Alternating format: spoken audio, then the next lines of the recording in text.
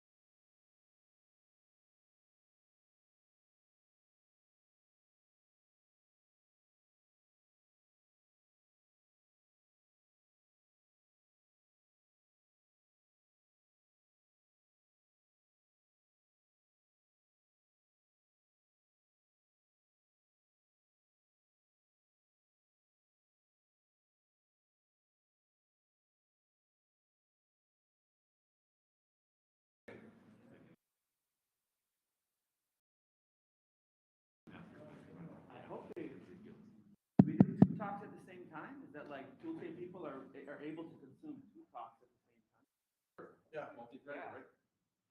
Can do it In 3D. We're making sure they agree. At 2 speed.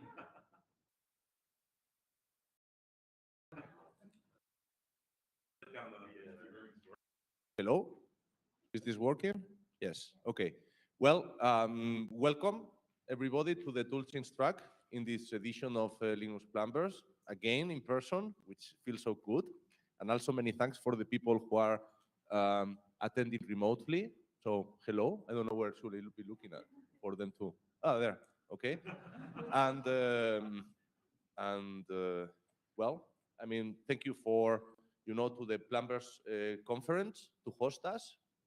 Because we know that this is kernel related, but it's sort of a tangent. And we hope that this is going to be a useful event for everyone. And our only aim here is to keep this spirit of Plumbers, which is people don't come here just to say, oh, I have done this, I have done that. No, I mean, we have been careful when we selected the talks on actually having the kind of activities that we know that Plumbers like, which is people come here to put on the table specific problems, specific proposals for particular solutions for particular problems that we know that are useful for the kernel development community, right? And that said, well, let's start. Or do you have anything else to say? Say real quick that we want to thank all of our sponsors. You can see everyone listed here. These events are relatively expensive. If you don't happen to see your employer's name on here, maybe you could help us out and ask around and see if, perhaps next year they can help out funding the event as well. Look forward to audience participation today. Thank you for your time and for being here and all the work that the speakers put into their talks as well. And I think with that, we'll get started with our first speakers. On up, speakers.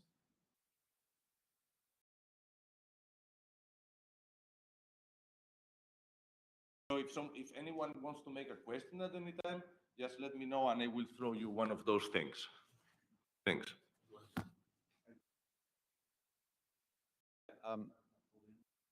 Yeah, so for this, like Nick was saying, if you have questions, like the point is discussion. So break in, we'll take questions. I'm Case Cook. This is going to be on security features between compilers. I'm Qing, from Oracle. So I cooperate with Case on this security feature for the kernel from the GCC side. Yeah. And you can get the slides off of Plumbers or from here.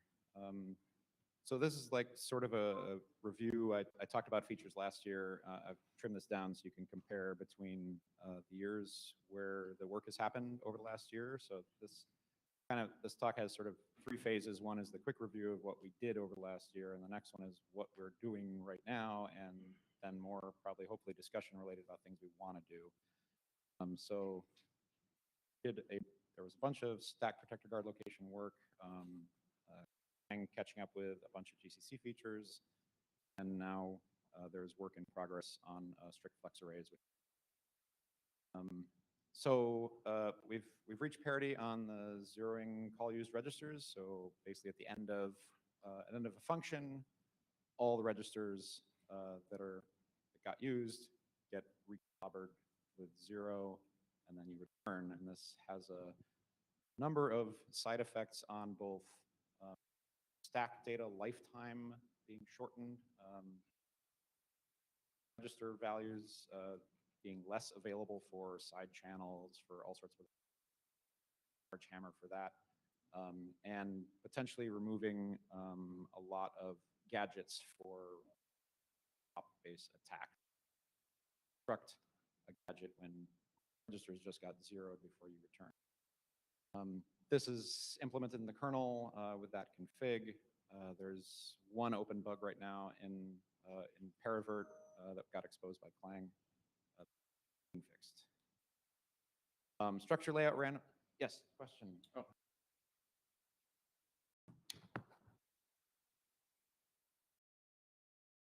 So this is a great feature, and thanks for implementing it. One thing we looked at is, have you considered not just having zero call, but randomizing the values? Because by setting explicitly to 0, you are potentially conveying some information about the structure. there's a reply. No, please no. Too many bugs. So that one, pretty sensitive to runtime because you're doing all this clearing. Obviously, doing a whole bunch of XORs against the common registers is really fast. If we did dynamic value, like dynamic random number, it would be incredibly expensive. And if we had static, like randomly chosen at compile time values, then you're back to basically being able to construct gadgets. You just don't have any idea what's there before you can like you need to read it out and say, oh yeah, I could use that value. So it's weirder. It's sort of like the best performance and general security trade-off appears to be 0. So we're effectively, from the kernel's perspective, at parity with structure layout randomization. This was implemented in Clang. There exists already a GCC plugin in the kernel for this. The kernel got adjusted to use this in general, but done. Then we still have a little bit of work to do on the stack protector guard location. So being able to specify this arbitrarily is really what this boils down to. You know, we want to be able to have the build choose where the stack protector canary is being stored and what, you know, what offset from what register, et cetera, et cetera. So this has existed for some time in x86 and PowerPC and ARM64 for GCC, and these have been added more recently by Clang and expanded for ARM32 in GCC recently. So RISC-V and PowerPC is still outstanding for Clang. There is work needed for forward edge CFI, so protecting indirect calls. The CPU hardware support for this is at parity, which is basically being able to emit the instructions necessary to mark the function entry points. There's a very recent GCC bug under investigation for the ARM64 BTI stuff. That was like earlier this week. Thank you, Nathan, pointing that out. And on the software side is where things are a little bit more interesting. Clang now has 2 implementations of forward edge CFI. One was the prior one that existed that we were trying to get working in the kernel, and ultimately just became too difficult because it had a lot of caveats. So a new one was designed and is in the current unreleased Clang, and that's the future for ARM64 and x86. And GCC needs this feature if we're going to get to parity on that, and this is a really important feature for stopping gadget exploitation, for stopping function pointer overwrites in heap, in stack, whatever. That forward edge is a really commonly used exploit primitive. A backward edge, so taking, like, changing stack, the return address on the stack, protecting that. Hardware support, again, is at parity for the compiler, but kernel support is pretty far behind. Like on Intel CET systems have been available to consumers for 2 years, and the kernel still doesn't have this. So if you can, please test, review the user space series, and then we can hopefully move on to the in-kernel CET use. ARM64 is done and working. We have a question from Mo. Yep.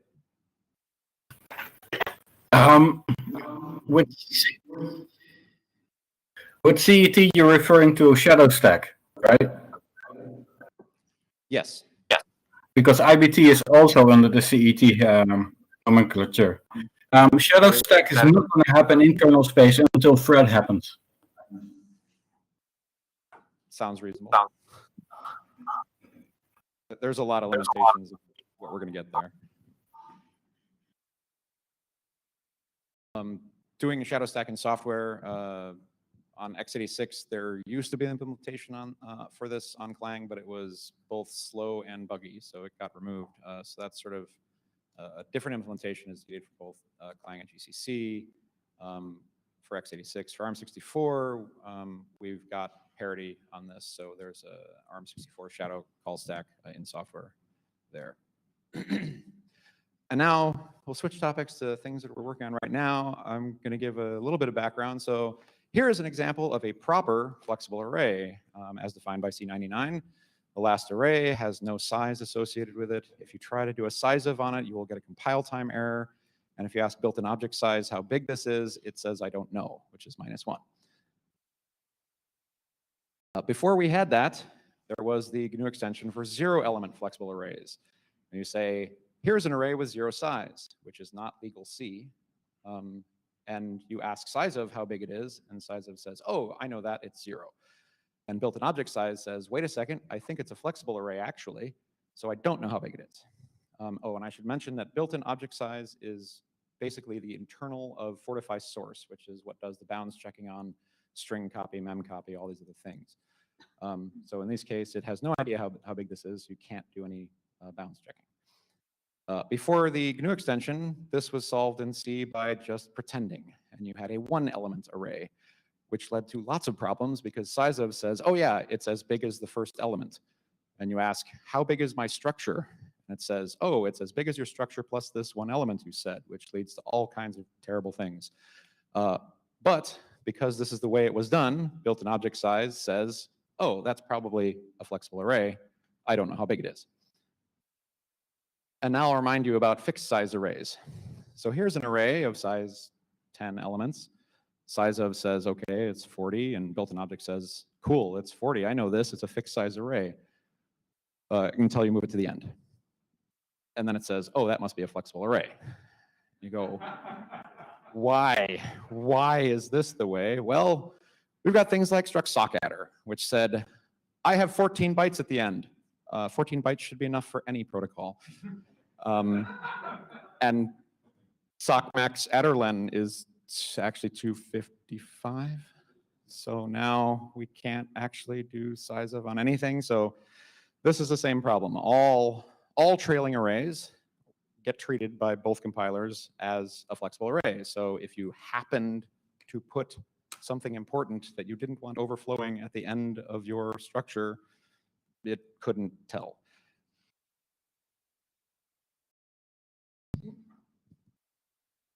Okay, so as Case just mentioned, yeah, there are a lot of old code, old C code that use the not standard conforming coding style for the flexible array. So for example, the 0 length and the one size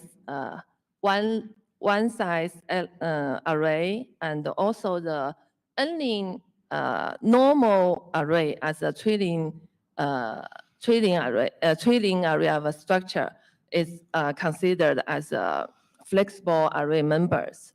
So that's so this situation exists. This is a reality.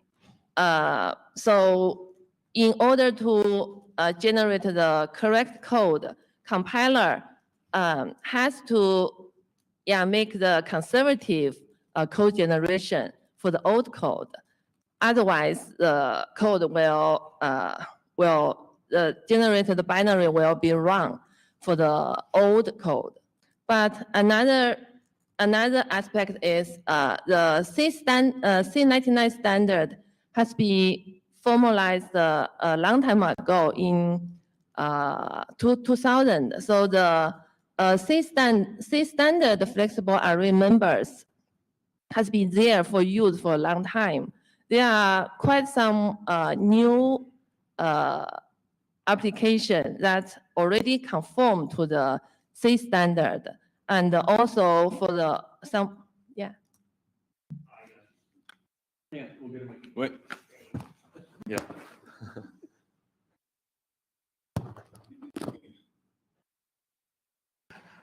I was going to ask, what is the rationale for new, like, it makes sense that the command line option gives you a whole spectrum. What is the rationale for, I'm modifying this structure in full awareness of, like, knowing how flex arrays work, but yet need to not declare them correctly? So your question is how to use this option, right? No, not the option, the attribute.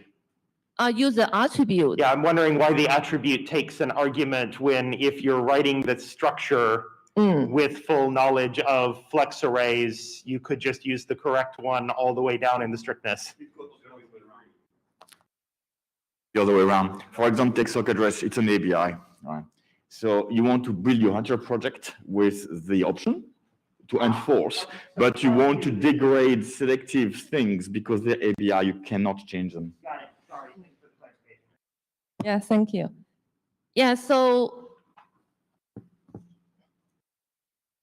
yeah, there are multiple. So for in the there's a lot of new application already conform to a standard, and also for some old application, for example, for the Linux kernel and case has do a lot of job to try to convert the old conversion to the C standard. So if as a compiler, we need to encourage the use of the new standard in the application. So we also need to generate better code for the standard conforming application. So because there's a old application, it's still very hard to convert. So we have the two different requirements. For the old application, we still want to make them run correctly. But for the new application conforming to a standard, we want to generate a better code for them. So there are the require for the multiple level control in the compiler to treat the treating array of a structure in different level. The other complication is a C++. C++ standard don't support the flexible array member. So if you are a C++ programmer and you want to use the flexible array feature, you have to use the extension, the zero length array and the one element array extension. So that's also another reason we introduced the multiple level control for this new feature. So this new feature includes two aspects. One is a new option that's control the whole program. Another one is a new attribute which can be attached to a single field that can finer control each specific field. So if you use an option in level 1 or in a stricter level, level 3, but you want only some of the field, still can use the zero length array. So you can lower the level for that specific field. So this is, we can do satisfy the multiple level. Yeah, I'm just wondering, the levels are great, but when you see strict flex array 3, you then have to figure out what does 3 mean, right? It means people have to go look at, why don't we use constants? Maybe strict array correct or original, or if we use words, then people can see what it means immediately. Yeah, and also we can use mean. words that also say, you know, like the original screwy version or for 0 sort of idea. It might be a good idea to not use numbers for the attribute.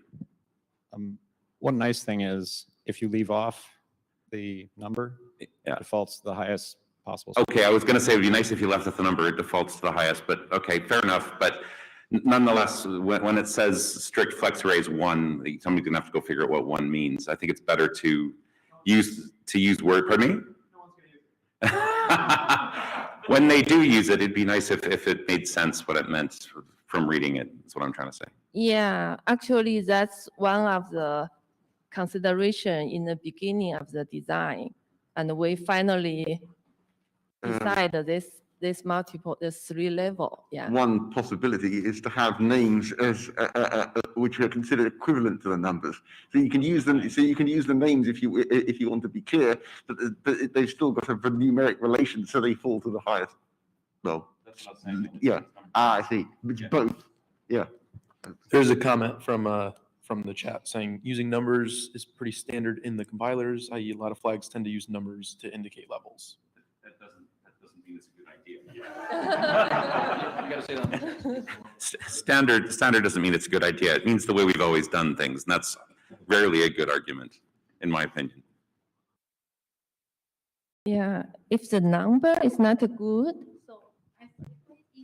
Generally, I agree with you, but getting GCC and Clang to agree on something, yeah, the pragmatist in me says, here it is, it works.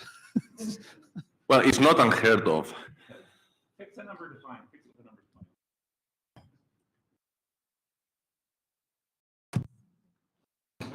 defined. If we're bike shedding this, the GCC's option parser has plenty of support for named enum values. And I'm sure, does Clang have the same, or LLVM have the same? Are any Clang developers in the room? Yes. Yeah. So great, this resolves trivial. to my favorite answer to a question, which is send a patch. Yeah. I think the comment period on this one may have closed.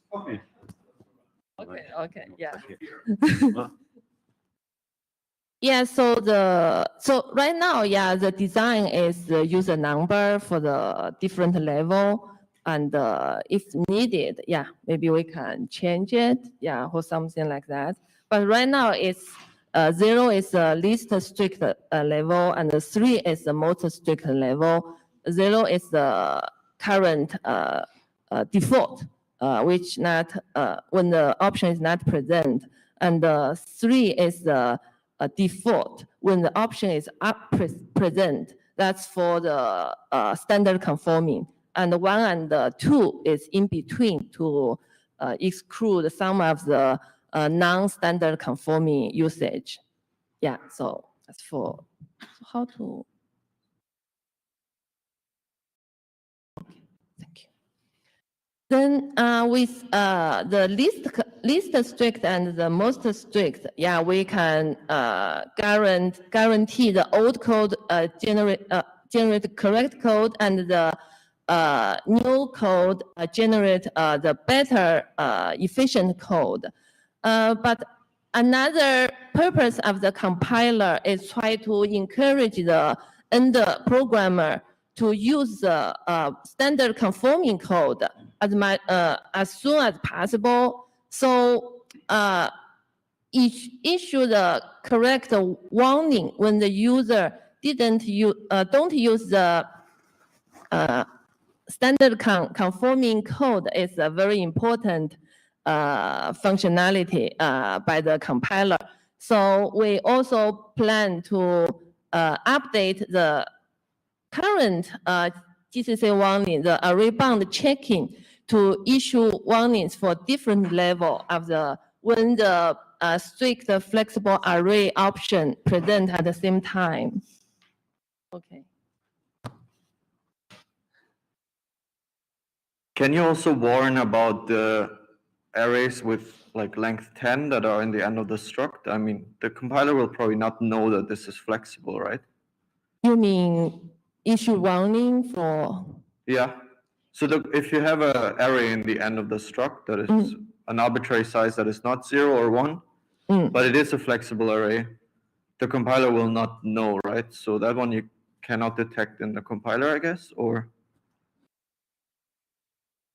That is about the built-in size macro. The behavior is surprising to developers, so it might be useful for a compiler to say, hey, did you know you may have put a fixed number here for the size of the array? You may be surprised that size of or built-in object size or something as behaving. The thinking about that is, well, was it a flexible array or wasn't it? So what's the right warning? Like, oh, there's a bunch of code that they are flexible arrays, but what do we like? Warning is either going to be loud in one case or loud in a different case. Both are valid. Is this unambiguous in this by the standard? So it's unambiguous. Yeah, it's unambiguous by the standard. Either square brace is empty or nothing. Like either it's fixed array or it's a flexible array. There's nothing else. So you get either default or level 3. There are nothing else valid in the standard. But if you're in 3, you're going to get the warning if you, it's going to treat it as a fixed size array. So any of the warnings that where you find yourself writing past the end of it, or any of the runtime tests where you're writing past the end of it are going to trip. And that's the main goal, is to I make see. that unambiguous. So the programming intent is clear to the compiler. Thanks. Yeah, so we will try to update the current array bounds warning with different level. For example, if the flexible array is level 3 and the warning array bounds warning will issue warning for any training array when the reference index is larger than the real its bound. For it's a if it's a 1 element array, if the array reference is 2, then we'll issue warning. So that's one will be catch. And then if you intend to use that array declaration as a flexible array, you need to change it as a real standard conforming structure. Yeah. So that's I think that's the main purpose for the warning. In the beginning, there's a suggestion to add a new strict flexible array. That's a new warning. But after we study it, we think, the update the array bounds and issue some new warning, I think just change the word so that can completely replace this new warning. So we think the new strict flexible array warning is not needed. Yeah. So.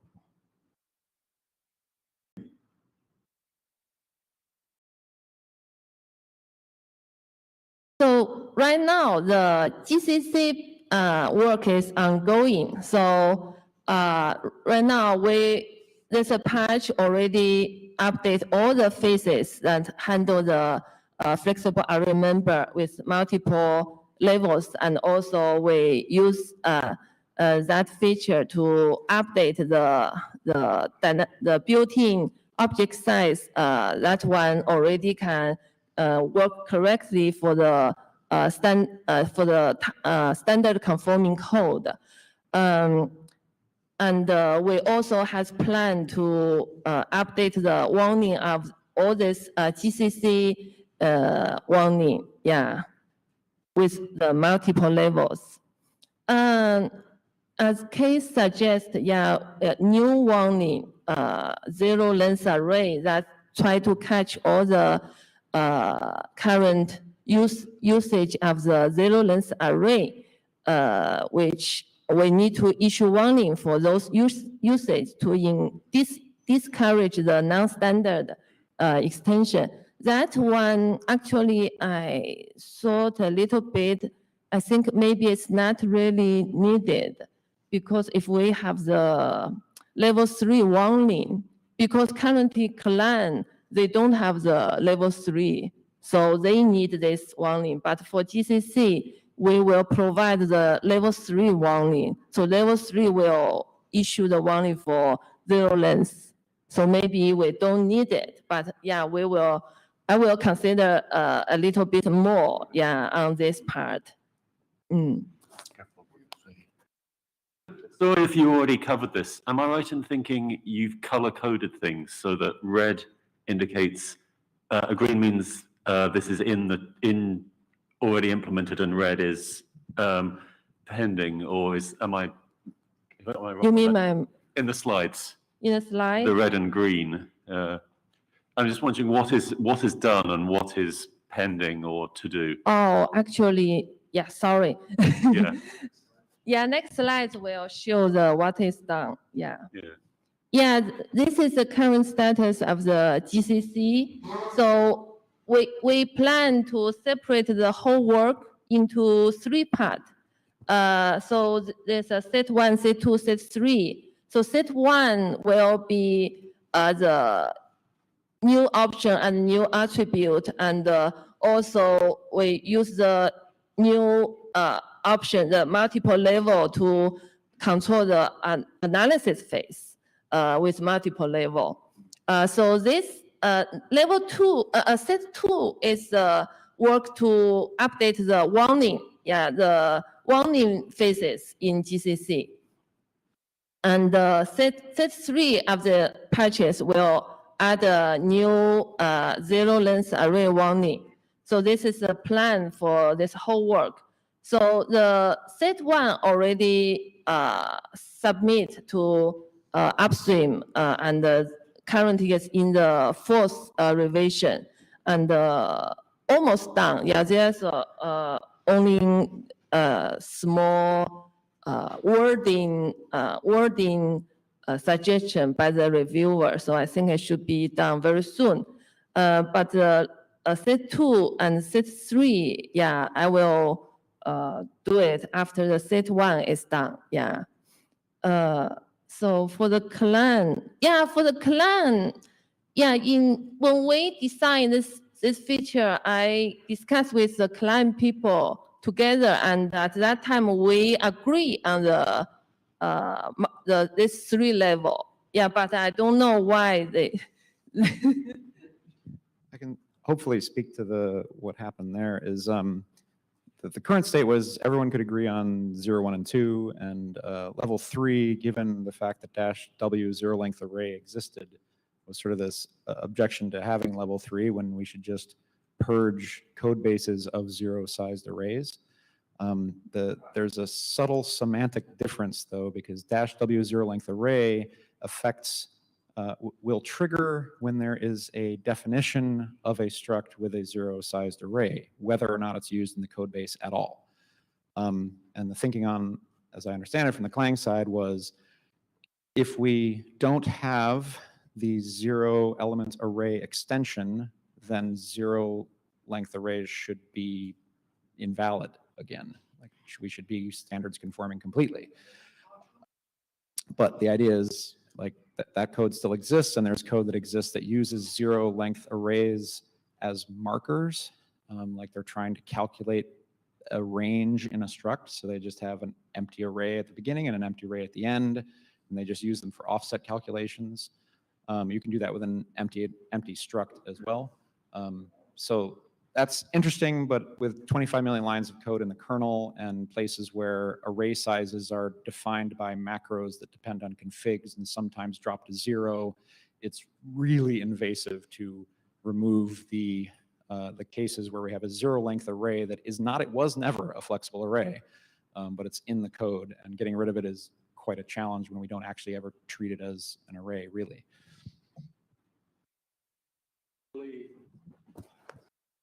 Actually, the last time I built the kernel with Clang, we had like more than 60,000 of those warnings. So cool.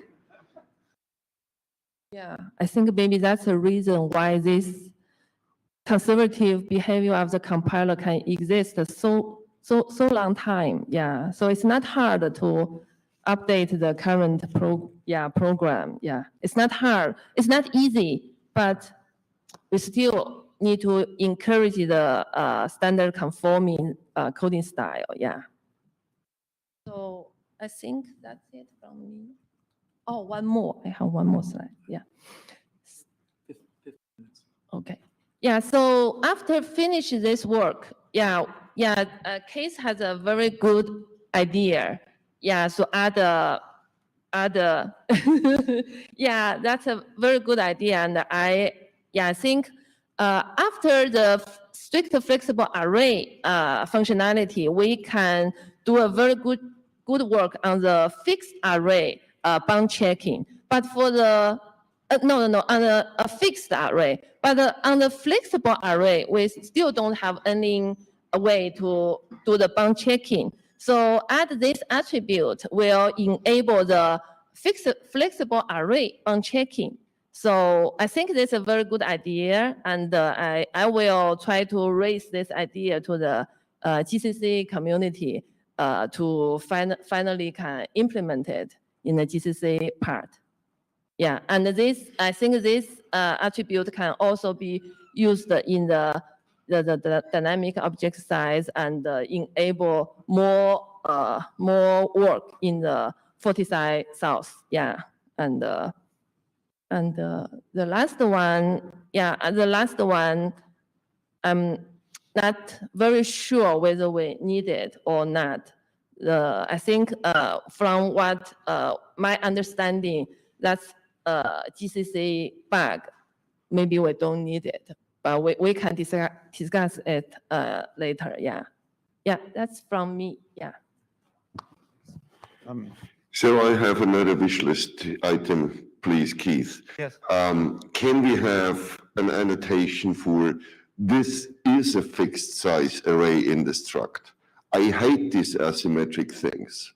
I mean, yeah, if that's what the attribute would be for, like if we're not building with strict arrays equals 3, you can specify that as an attribute on a specific. You can basically tell the compiler this is not a flexible array with the attribute that's being added.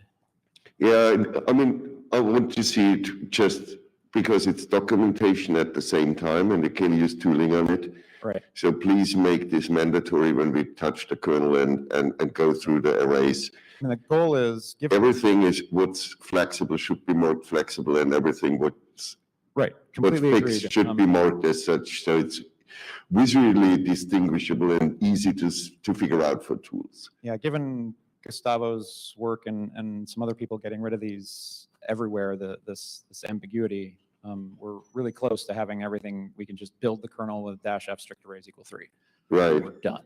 Now it's Yeah, but- really obvious what's a flexible array and what's not. If Yeah, it's a number, it's pretty obvious for the compiler, but it's not pretty obvious for humans. Okay. we can do something. There's a question from chat from Sudesh. What's the use case for having an attribute and a non-empty subscript? So I'm guessing that's within the square brackets is the subscript. Would you put a value in there and then have Great the question. attribute? I assume that would be illegal. Yeah, do not pass go. Do not. It should be legal, right? It should be legal. I don't know what the semantics would be. This doesn't exist yet. So We'll sort it out. I think we will consider the detail of the semantics in a later stage, but at this time, I think this idea of this attribute, the idea is try to make the bound checking of the flexible array available. I think that's a good. Yeah, and for just to give credit, like this idea of a bounded flexible array is not new to my brain. This was presented by other people for quite some time. There were proposals about how to change the C language syntax for what you put inside the square braces to make this happen, and that was looked like a very, very long road to making that happen. And I think I was talking to Nick about this, and he said, "Why don't you just make it an attribute?" Oh, that we can do that. Thanks. Okay. Oh wait, there is one more thought on this one. We'll come back. Another idea on this is once this is working in flexible arrays, there's probably no reason this can't be used for a pointer. So suddenly you can start retaining allocation size information in a struct and having that also get plumbed into the bound sanitizer and built-in dynamic object size.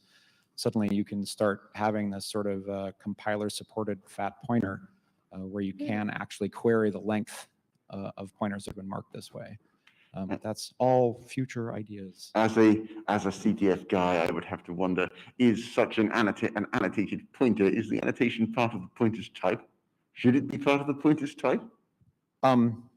So the proposal I have in this linked document here is sort of looks at the type of, like if you're talking about the size variables type.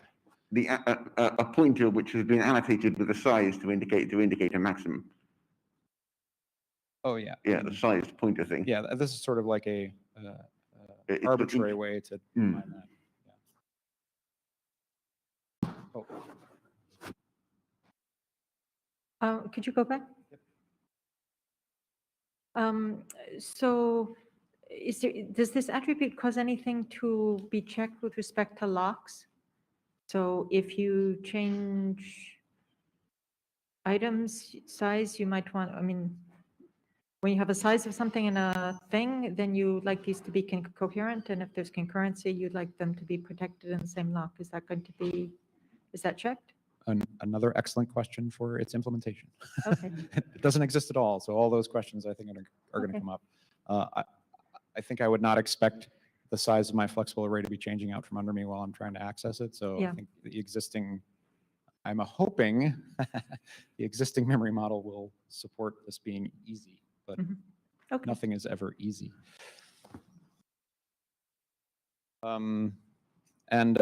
This is I've mentioned this for a couple years in a row, and is the evergreen problem. Getting some kind of arithmetic overflow protection. We've got a lot of helpers already supported by built-ins for saying, hey, if I perform this addition, did it overflow? But stringing a bunch of these together in a giant if clause has given many maintainers aneurysms. They do not like looking at that. But also, if we have an overflow and we just throw an exception, like if we trap, that's also really unpleasant because there's no good way to catch that and recover. So I'm not exactly sure what the best course, but definitely trapping on unexpected overflow is something we need. We have constant integer overflows as flaws.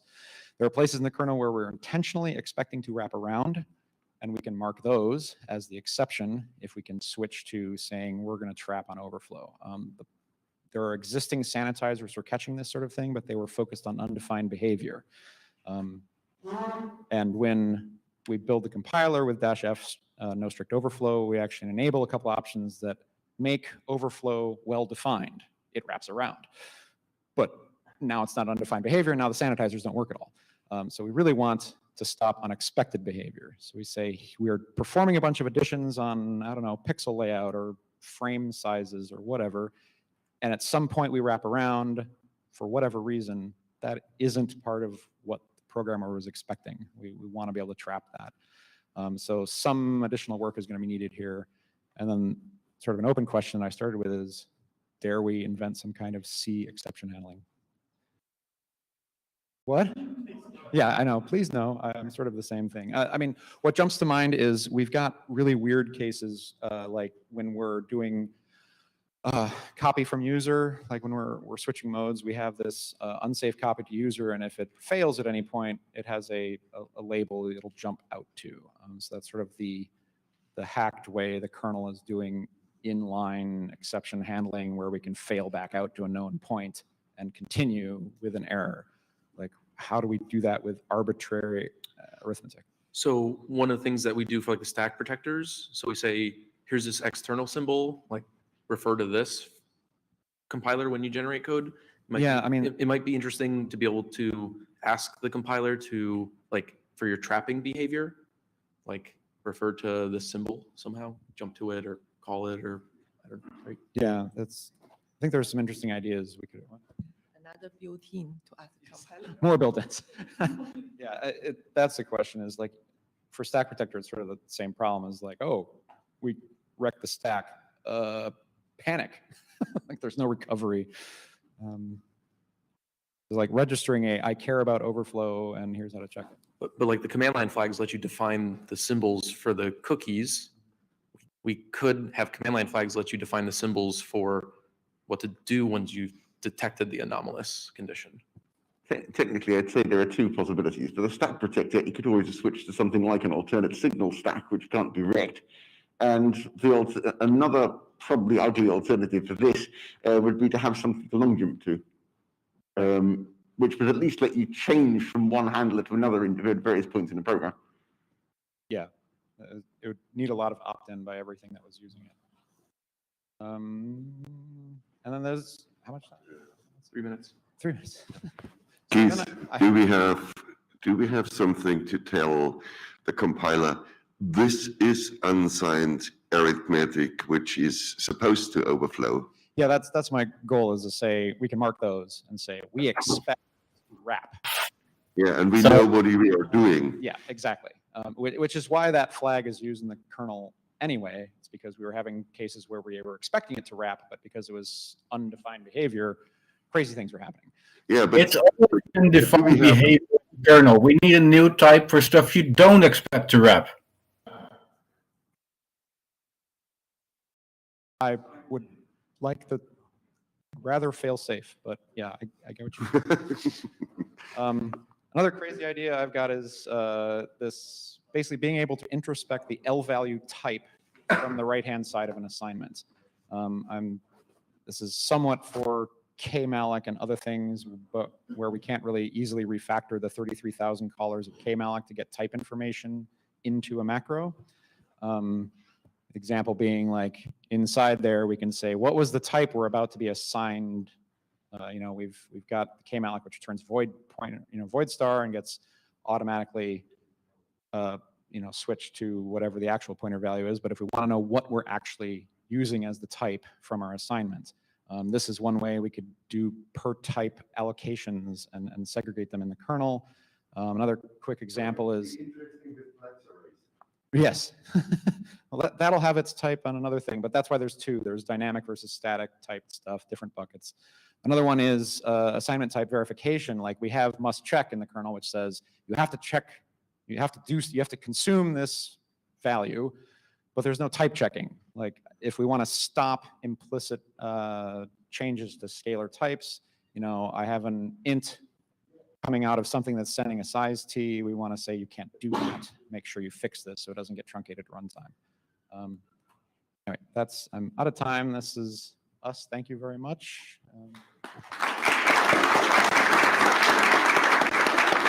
Thanks again to our speakers. And next up, we're going to have Paul talk about some memory ordering in the kernel. So you're dialed in, and then you can say listen only. And then at the bottom, the plus, you can say take presenter. Then we're going to click the plus again. Scroll up, list of PDFs. You see your PDF? That one? Yeah, click on that. Now in the top right here, there's ... and if you say full screen, okay, looks great. Can you put it just on top? It should be fine.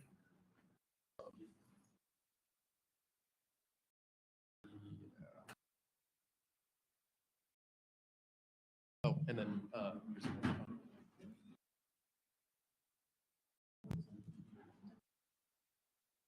okay, and then do you want to take comments during the talk, or do you want people to explicitly wait till afterwards? I guess after would be better because the amount of slides. Sure, just make that comment at the beginning. Yeah. Okay. Great, all you. Introduce yourself, and then I think it's full screen. Okay. Yes. Brief comment to start. Maybe keep your questions until the end. We have quite a few slides to run through, so any questions, comments, we'll have a discussion at the end. I'm Paul. Somewhere around me, you can probably see Marco, and there are many other people involved as well, as you can see on the slide, and we're here to give you a status report on broken dependency orderings in the Linux kernel. But before we talk about anything that might or might not be broken, let's quickly set the stage as to what this quote-unquote fear is of broken dependencies. So the Linux kernel, it is written in C, but it's written not in standard C, but it's sort of written in its own dialect of C. You might call it Linux C. And Linux C has its own memory model. It's called the Linux kernel memory consistency model, or LKMM short. And C11 has its own memory consistency model, the C11 memory model. And it's they are very similar, but differ in subtle ways. And the thing is that compilers, they are C compilers. They're not Linux C compilers, but they're just C compilers. So what they think in terms of the C11 memory model and not the Linux kernel memory model. And what people have become increasingly afraid of now, with compilers becoming ever sort of stronger and smarter, is that they might introduce optimizations which transform code in a way where at runtime, weakly ordered architectures could reorder it in a way which the Linux kernel memory consistency model doesn't predict, right? So a memory model always, it gives us guiding principles as to the order in which accesses to shared memory appear to other threads or might be observed by other threads. And if at runtime all of a sudden this ordering doesn't align with the prediction anymore, well, bad things happen. Let me introduce you to three actors for today's talk. We have informal tux, who you can identify by its bow tie, and he represents the formal Linux kernel memory model. We have regular tux or informal tux, who represents the idea of memory ordering which advanced programmers will have in their head. So it's kind of an informal memory model. It isn't written down anywhere, but it's obvious to programmers who know how code will get optimized and will end up in the architecture. And then we have the dragon, who's sort of representative of compilers in general. This problem of broken dependencies, it isn't new. As I mentioned, it's sort of this fear, and Will Deacon has discussed this at the last two Linux Plumbers conferences, and it has led to various mega threads on the Linux kernel mailing list. And as a certain someone has also pointed out, all of those discussions are kind of pointless if we don't have real evidence of these dependency orderings being broken. So what we require is evidence. What we require is the Linux kernel memory model dependency checker. And such a dependency checker, it should be able to annotate dependencies according to the Linux kernel memory model. In this case, that would be address and control dependencies. These are the kinds of dependencies people are worried about. And it should be able to check as part of compilation whether these dependencies are being respected by compiler optimizations.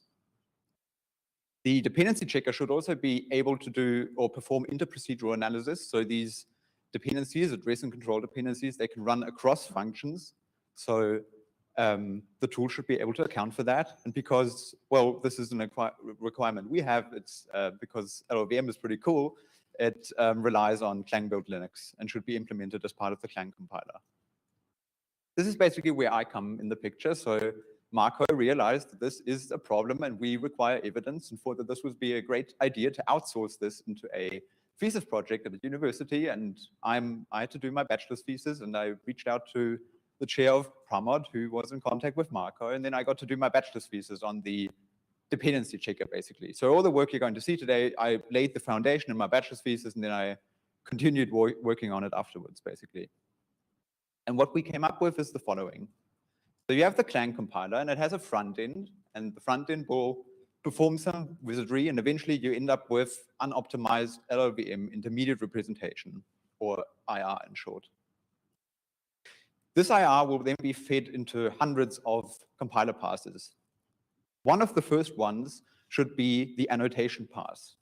And the annotation pass should look at this unoptimized IR and then annotate all of the address and control dependencies it can find, and then let all of the other compiler optimizations perform their magic. And eventually there will be a second pass, the verification pass, which will look at the annotations the first pass made and then determine whether compiler optimizations transformed code in a way where weakly ordered architectures at runtime can reorder it in a way the Linux kernel memory model doesn't predict. And this optimized IR then eventually gets fed into the backend. It will be optimized further, lowered down to assembly, yada, yada, yada.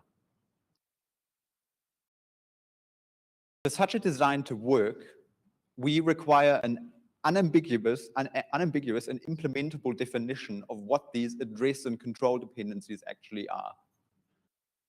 So let's talk about address dependencies and how they might be broken. If you have a look at the tool's memory model explanation.txt, you'll see that there is a definition for an address dependency, and it says a read event and another memory access event are linked by an address dependency if the value obtained by the read affects the location accessed by the other event.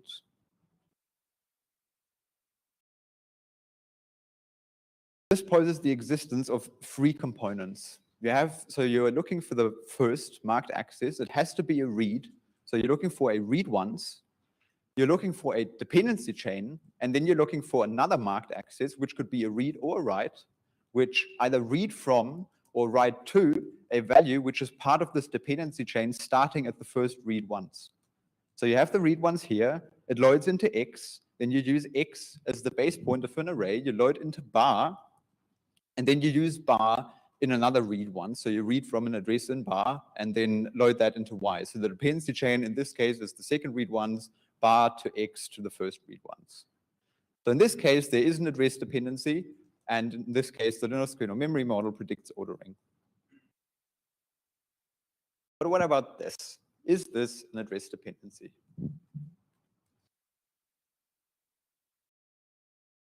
Formal tux says no. And the reason is this is a syntactic dependency. If you have a look at the array, you realize that the array is of length 1. And compilers want to avoid undefined behavior or assume you, the programmer, didn't introduce undefined behavior. So they'll figure out that the second read once reads from array, and array is size 1. So the only legal index in this case is 0. And compilers can replace X with 0, which is totally fine, except for the fact that it breaks the dependency chain. So now there is no dependency chain from the second read once to the first read once, because this existed through the X. But now this got removed. And the Linux kernel memory model accounts for that because it says, well, at runtime, there won't be a dependency chain, so there wasn't an address dependency in the first place. The semantics of the code do not suggest a dependency. It's only the syntax. Address dependencies can be broken. And as I mentioned, they are free components, and we can break them, first of all, by introducing another path for control flow where this dependency chain doesn't exist. So the original dependency chain still exists, but now there's another path control flow can take where the dependency chain does not exist. This might look something like this. So on the left, you have, again, the simple example I gave you before, address dependency. On the bottom, you can see the control flow graphs for the left and the right piece of code. And on the right, you can see well, all of this is artificial, obviously, but an optimized version of this artificial example where, for whatever reason, the compiler might determine that it makes sense to compare X to Baz. And then if this is true, use Baz as the base pointer for the array instead of X. And again, this is might be totally legit move, but the problem is, again, now the dependency chain is broken because Baz does not depend on the read once. X does, but Baz doesn't. So now there's a way for control flow to avoid the dependency and this to be reordered at runtime, as Will Deacon pointed out in his talk where this example is from.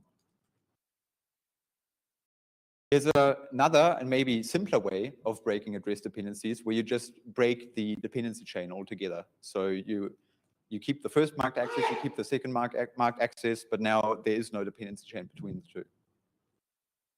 Which leads us, finally, to real Linux kernel code. This is an example that was found by the LKMM dependency checker. And as you might remember, I mentioned interprocedural analysis. In this case, you cannot directly see the read ones and the write ones, yes, because they lie several functions deep. So in the beginning, you have this call to page stable node, and then if I remember correctly, it calls several, I think 2 or 3 functions, whatever, and then eventually it reaches a read once. Then the last function returns a value which depends on that read once. The function which was called previously returns a value which depends on the return value of the last called function, which depends on the read once, yada, yada, yada. Eventually, page stable node returns a value which depends on the read once, which gets assigned into stable node. Stable node then is used in a condition, and if this condition is true, there's more unrelated stuff happening, and eventually you assign the address of migrate nodes into stable node head, and then there's a call into list add, where you pass stable node head as the second function argument. Again, there's several function calls, and eventually there's a write once to an address which through a dependency chain depends on the second function argument to list add, which depends on stable node, which depends on the return value of page stable node, which eventually depends on the read once. So that's why there's an address dependency here, and it's interprocedural because it extends through several function calls. Now, what might happen is the following. At the bottom, you can see the optimized version of this code. It's reverse engineered from optimized LLVM IR. And It's identical to the one on the top, except for the fact that you're now missing the assignment of the address of migrate nodes into stable node head. Why are we missing this assignment? Well, the compiler figured out that list add uses stable node head as the second function argument, and stable node head gets defined in the line before. It is the address of migrate nodes. So what the compiler does, it just replaces stable node head with the address of migrate nodes. It just saves the assignment, which is totally fair, but it breaks the dependency chain. So this is a great example to illustrate how the dependency chains might be broken, but the Linux kernel got lucky in this case because all of this was predicted by a lock-unlock. So it's easy to reason that no other thread would be accessing this at the same time and would be able to observe these accesses happening out of order, but nevertheless, it sort of shows how these optimizations might happen. Here's a second example. So you have an RCU dereference call. Again, it boils down to read once. The return value of this RCU dereference gets loaded into delegation. Delegation then gets used in another if condition, and eventually there's a for loop which uses, which assigns the return value of list entry RCU into delegation, and then list entry RCU receives delegation, which then which depends on that first RCU dereference assignment into delegation. So there's an address dependency here through that dependency chain from delegation into list entry RCU. Again, here's the reverse engineered optimized LLVM-IR. And as you can see, the compiler introduced a new variable. For the sake of argument, let's call it compare. And now the compiler is loading RCU dereference into compare. Compare is then being used in an if condition, and it's being used in another if condition. And then you have the assignment into delegation. But now you're assigning placeholder deleg, which does not depend on the return value of the RCU dereference. Why are we assigning from placeholder deleg? Well, in the if condition, we figured out that compare and placeholder deleg are equal, because the only way we can reach that assignment is if the if condition returns true, and it returns true exactly when compare and placeholder deleg are the same value, so those two are interchangeable. So the compiler can assign placeholder deleg into delegation, which is fair, but it breaks the dependency chain. So this is a real bug, and it hasn't been fixed, which is my fault, sorry. I will fix it hopefully very soon. And this actually has been pointed out in documentation that you're not supposed to use RCU dereference values in if conditions, but still it shows how, again, compiler optimizations might break address dependencies. Remember the initial challenge I talked about? We require an unambiguous and implementable definition. One clarification on the thing about not using RCU dereference values near speakers where you're getting feedback. It's okay if and only if the thing you're comparing against has constant values like a compile time or long enough ago that the changes have to be visible everywhere.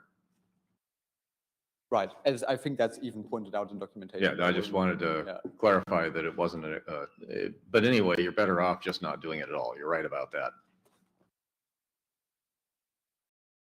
Okay, so there's the challenge for the requirement of an unambiguous and implementable dependency definition. And I showed you address dependencies, and you could argue it's fairly straightforward. You have the first read once, you have the dependency chain, and then you have the read or write once. Okay, fair enough. But what about control dependencies? So let's have a look at control dependencies and how they might be broken. Again, we can consult tools, memory model, documentation, explanation, or text, and there you will not find this definition, but you will in a few weeks. And it says, finally, a read once X and a write event Y are linked by a control dependency if Y syntactically lies within an arm of an if statement, and X affects the evaluation of the if condition via a data or address dependency, or similarly for a switch statement. Quite a mouthful, so let's have a look at a real example, artificial real example, where, again, we're looking for a read once, and we're looking for a dependency chain. But this time, the dependency chain should run into some kind of condition, if or switch. And then you're looking for a write once, not read once. It has to be a write once in either of the arms of that if. So in this case, and there's no requirement that this write once has to depend or has to write to an address which is part of the dependency chain, just could be any write once. But the requirement is that it has to syntactically lie within the arm of within one of the two arms of the if, so either in the if arm or in the else arm. In this case, we have the read once, it loads into X, and then X is being used in the if condition, so there's the dependency chain. And then you have the write once, which syntactically lies within the arm of this if, and therefore you have a control dependencies as formal tux points out here. But what about this? Again, we have a read once in an if condition. This is bad coding style, but never mind that for now. You have, if this if condition goes to true, you return 4, and otherwise you just continue. There's a write once, and then you return 2. Might be easy to reason that this isn't a control dependency because the write once doesn't syntactically lie within the arm of an if whose condition is affected by a read once either via a data or address dependency. But the problem is you can rewrite this code in such a way where you just negate the if condition, and now all of a sudden the write once does syntactically appear in the arm of an if whose condition is affected by a read once either via a data or address dependency. And formal tux says no in the first case. So it doesn't see the control dependency, but it does see the control dependency in the rewritten example, so this one. But informal tux says yes. And why does informal tux say yes? Well, the code I just showed you, the two code snippets, they're equivalent. As is also exemplified by the fact that they have the same control flow graph. Now there are two things to point out here. First of all, this is a known limitation of the formal Linux kernel memory model. There are just certain obvious cases it doesn't catch, and you can read up on that on the Linux kernel mailing list. And the second thing is, we wouldn't be able, so even if this definition were perfectly correct, our tool wouldn't be able to use it because there's no way for us to tell these examples apart. So the formal Linux kernel memory model in one case says yes, and the other case says no, but to our tool, which is performing static analysis in the control flow graph, it just sees the same control flow graph for both of these examples. So even if we wanted to use this definition, we can't. So we require a different one. Well, yes, the answer has to be yes. We want to match informal tux in this case, but we require a different definition. This is sort of the classical definition of control dependencies, which is used in static analysis. And I'm not going to read it out to you because it is fairly, it is quite dense. As you can see, there's an if with two ifs, so that already means trouble.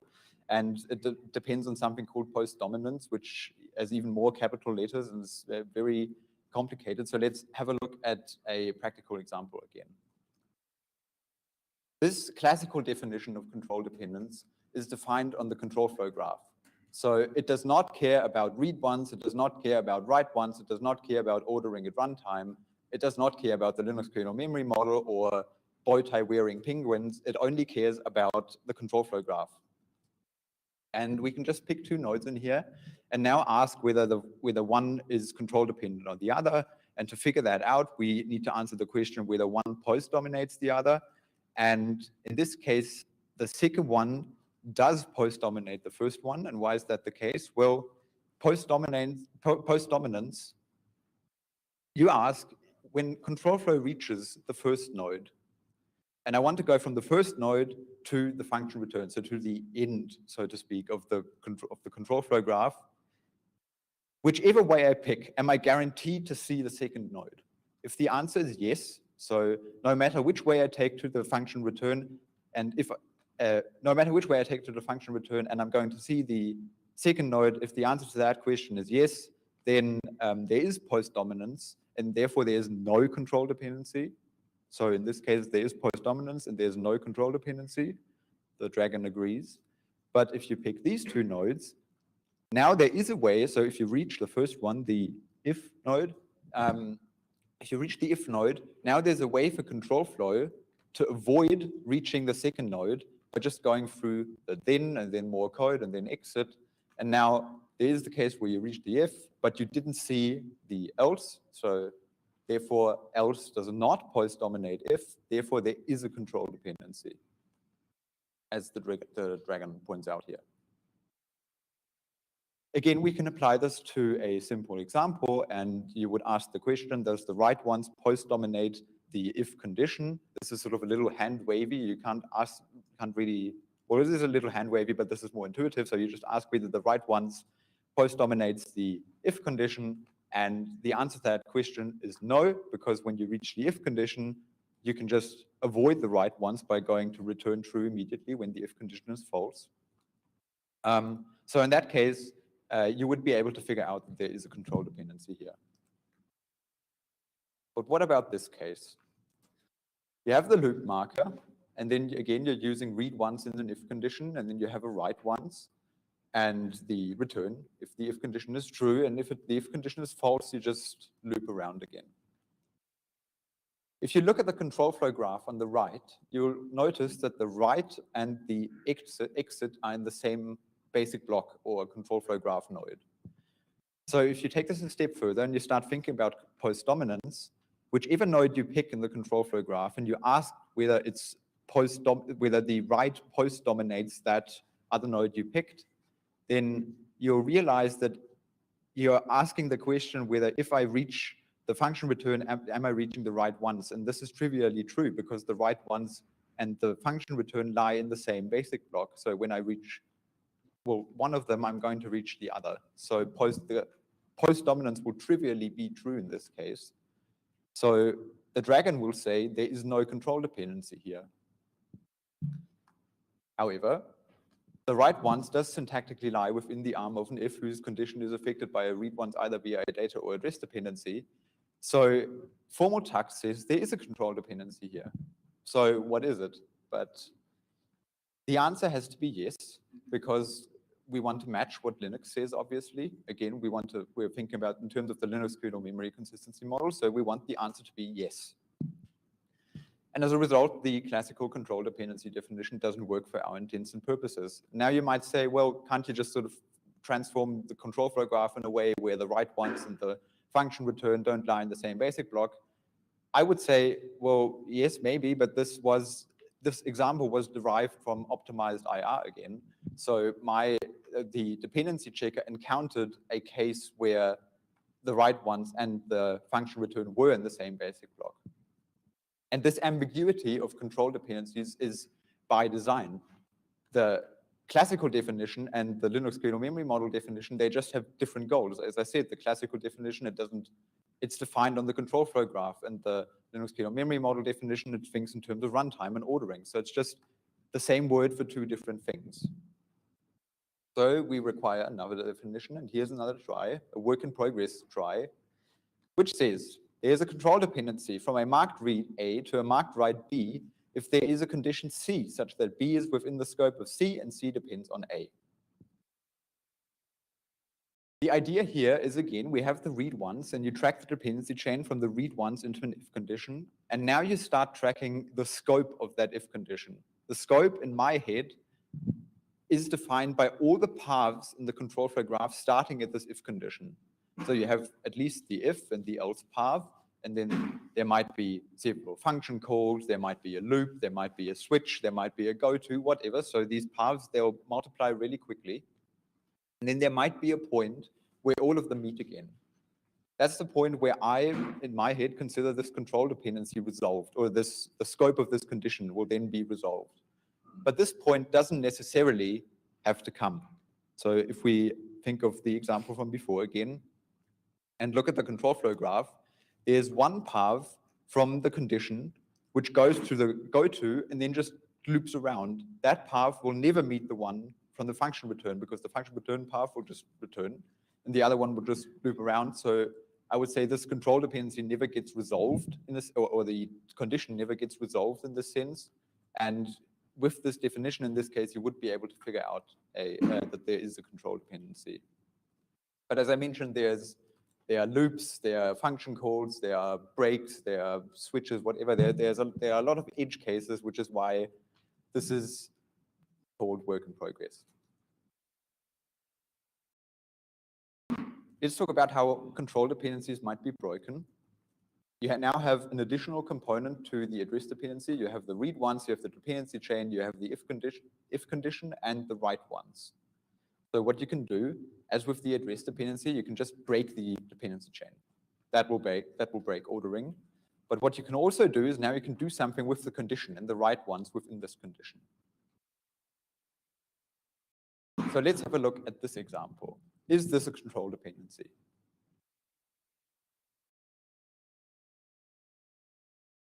Compiler would be well within its rights to perform such an optimization where the branch gets removed.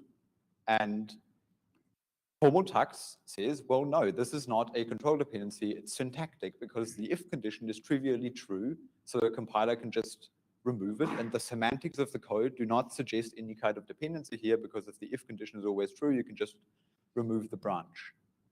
The dragon in this case gives an even more universal answer than 42. It says it depends. And what does it depend on? Well, it depends on when you're asking this question. In unoptimized IR, there will still be a branch. So if whatever control dependency definition you use, you will be able to figure out that there's a branch, and then you might be able to deduce that there is a control dependency. But if you're looking at optimized IR, so by then the compiler will have already deduced that the if condition is trivially true, there will be no branch. So the answer is it depends. It depends on when you're asking this question. Is this a control dependency? Actually, there are several control dependencies here because we have two write onces which are not identical in two different branches, and both of them fulfill the requirement that they syntactically lie within the arm of an if whose condition is affected either by the read once through a address or data dependency. So there are several control dependencies here.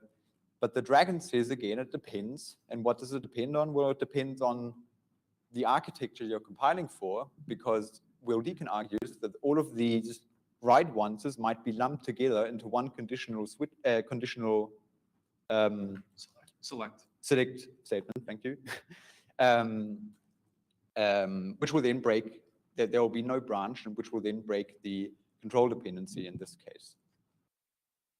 So now you're not talking about IR anymore. You're talking about assembly. So in this case, it's the backend which is breaking the control dependency.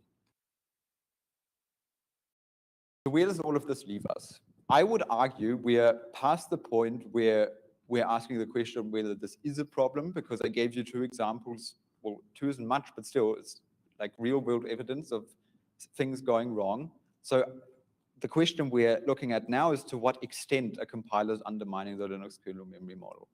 And for that, we have the LKMM dependency checker, which is, at the moment, it's capable of doing address and control dependencies, albeit the control dependency part is still work in progress. The address dependency checker will hopefully end up in an IFC to LLVM very, very soon. And again, we're work in progress on the control dependency part. A tool like this, I'm afraid, doesn't come without a set of limitations. I mentioned syntactic dependencies, and the problem with syntactic dependencies is that they don't necessarily imply semantic dependencies. So there is quite a potential for false positives here, where the syntactic dependencies I showed you, you wouldn't be able, just by looking at the code, statically looking at the code, you wouldn't be able to figure out that the if condition, for example, is trivially true. There's the problem of computational feasibility, where you might have an address dependency running through 1 million function calls. Well, is it feasible to follow them? No. Is it theoretically possible? Yes, but yes, it's a limitation. Just as loops are, where our analysis at the moment is avoiding back edges, but of course, ideally you want to handle loops because you have a loop condition, there might be control dependencies there. And there's also front ends and back ends. So we implicitly just assume that the front end will produce unoptimized LLVM-IR, where no dependency has been transformed in a way where it isn't in accordance with the Linux kernel memory model anymore. And we just make this assumption. And at the moment, we only have two passes. And well, the second pass runs before the backend. And as I showed you with the control dependency example, the backend might be performing harmful optimizations as well. So it would be really interesting to actually have a third or a fourth pass which then looks at the back end or front end respectively to sort of make this, make this analysis more extensive. The hunt for broken dependencies is open, and we have a few future plans which we want to follow. We want to continue building various dev configs of various Linux kernel flavors to just sort of continue finding these cases I showed you before. Because there are no concrete assumptions we can make as to where these broken dependencies are, we want to do some random testing where we just generate random but relevant Linux kernel configs and then have a look at, or then have the dependency checker look at those randomly generated configs. We want to submit LOVM IFC, so eventually get this upstreamed somehow. And what would also be interesting, as Will Deacon and Paul McKinney agreed, would be to have a look at transformations from one kind of dependency into another. So maybe a control dependency gets transformed into an address dependency where the branch gets removed, but ordering doesn't. So there's no branch, but there's still ordering because now there's a dependency chain from the read ones to the write ones. Or maybe a control dependency gets strengthened where you now have a control dependency and an address dependency at the same time. We would like to extend our analysis to the backend, as I mentioned, because things might be going wrong there as well. And we would like to get the ball rolling on short-term and long-term fixes. So I guess you have way more input on that than me.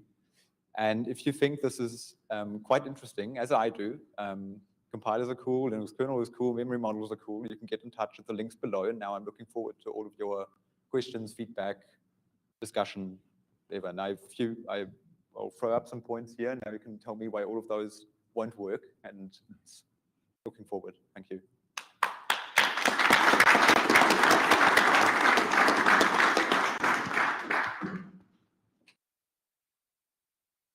Questions for Paul? Comments? Thoughts?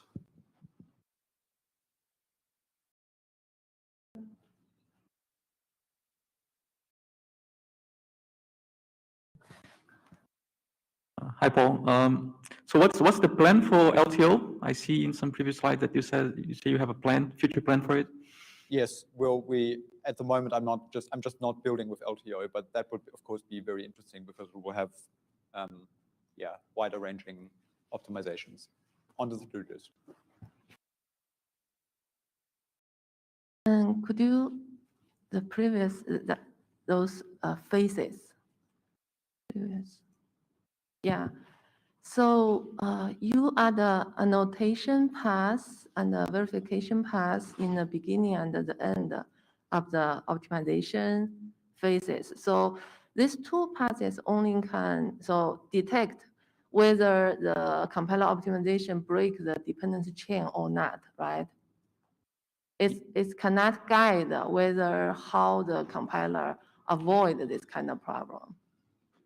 Well, that's something that would be interesting too, where if the tool would be able, so it can concretely figure out what gets broken and then based on that suggest fixes to the user or just go ahead and fixes it itself. There's a simple way of doing that where you just have the tool insert a barrier instruction, then at the cost of, you just constrain reordering completely, which comes at a performance cost, but then you know things won't go wrong. Or yeah, you just give some output to the user where the minimal output would be, okay, a dependency chain gets broken, it's up to you to figure out where, and then you'd have the tool maybe give some sort of minimal IR example, or it could give you like concretely like, okay, here's an if condition got introduced somewhere here, and that's what's breaking ordering, whatever. So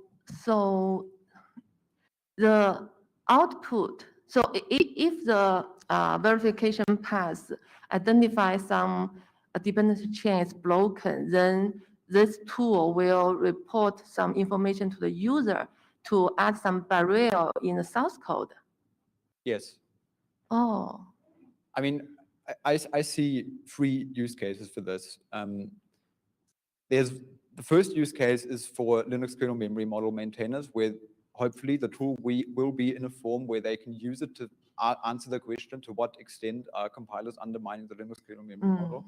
There's the second use case where Linux kernel conscious compiler engineers can use this to check whether their optimizations are respecting the Linux kernel memory model. And there's the third use case of Linux kernel developers can check whether their code is being respected by current compiler optimizations. And for those use cases to work, yes, we want to upstream it, but then, as I mentioned, there are limitations and we want to make it usable. So you want to avoid something like false positives. You want to get very useful output. You can't just be like, hey, oh, there's a broken dependency somewhere in this file. It has 10,000 lines. Good luck. Sort of. I mean, you can't do that. So we want something usable. Yes. Okay.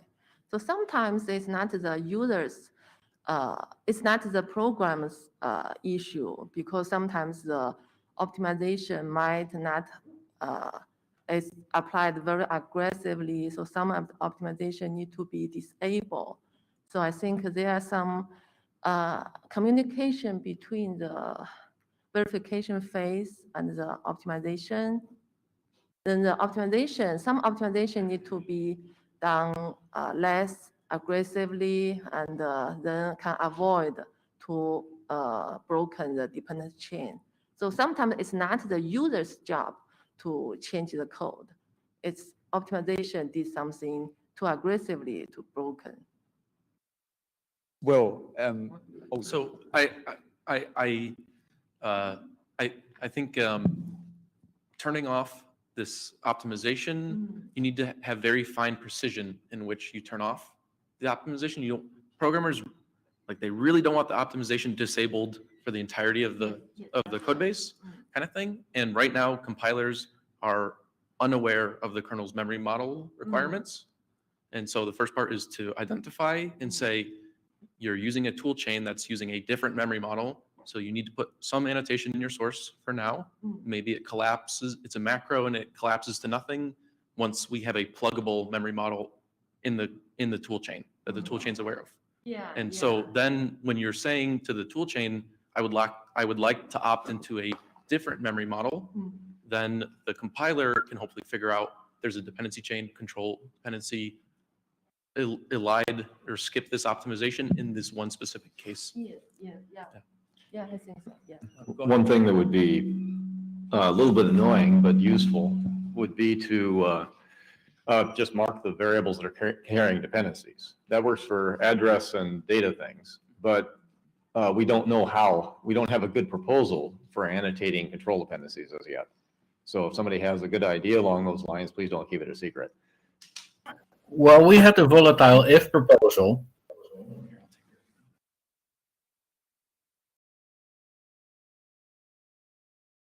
Okay. Yeah. Do you still have something to say, Peter, or? We had the volatile if proposal for heading control dependencies. I said a good way. Well, I thought it was pretty okay, but. Okay, so another question. Can you go back to the slide we were just on now? It's maybe a bit more about the implementation, so we can also take it afterwards. But Sure. in the annotation pass, you need to identify the read once and write once. Yes. And those are macros, so you don't necessarily see them in the LLVMIR. Do you like, how do you identify them, or? Our assumption is that read once and write once just boil down to volatile lloyds and stores in LLVMIR.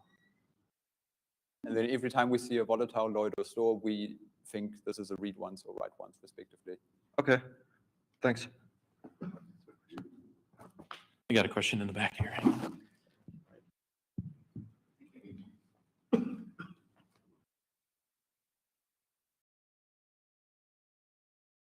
So I mean, for fixing, clearly, or perhaps adding memory barriers in between every one of these pairs of instructions might not be a good idea, but are there some other typical fixes that are useful, or is it really completely specific to each case?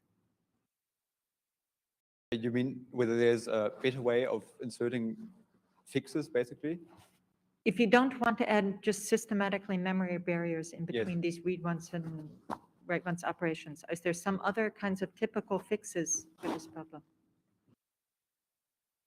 Write it in assembly.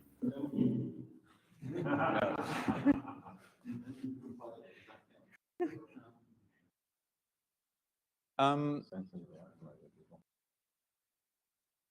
guess the best way would, as Paul said, would be a way to have a mechanism for the programmer to convey intent to the compiler, where the programmer can signal, I expect there to be a dependency here, and then somehow have the compiler respect that. Because now, I mean, yes, we have the Linux kernel memory model and all of that, but there might still, you can always say, yes, there's a real dependency being broken here, but I, the programmer, I don't care about ordering in this case. So it's still a false positive. So that we would flag, even if the tool would be working perfectly well and catch every case of a broken dependency, you would be outputting that as broken, and then you could just be like, I don't care, still false positive. So I guess the coolest way to fix it would be by conveying intent, but please, other people can probably have better. So actually what you should be doing is reporting to the user a patch that puts the barrier in the right place, and they can just not apply it if they feel like it's Right. inappropriate. Yeah, I mean, that's more or less the way it's working now, where the tool would just be like, hey, here's something might be broken there, just have another look.